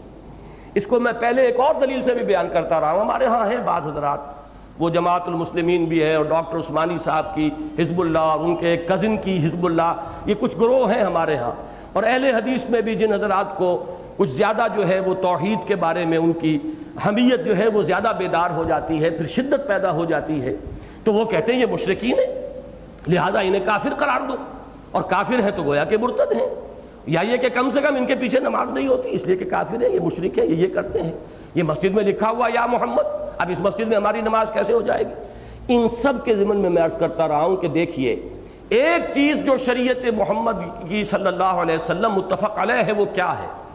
قرآن نے ہمیشہ ہمیش کے لیے اور حضور صلی اللہ علیہ وسلم نے ہمیشہ ہمیش کے لیے کفار کی دو کیٹیگریز بنا دی ہیں، ایک کفار مشرکین میں سے، ایک کفار اہل کتاب میں سے، اور اہل کتاب کے کفار کا درجہ مختلف رکھا ہے کفار مشرکین سے۔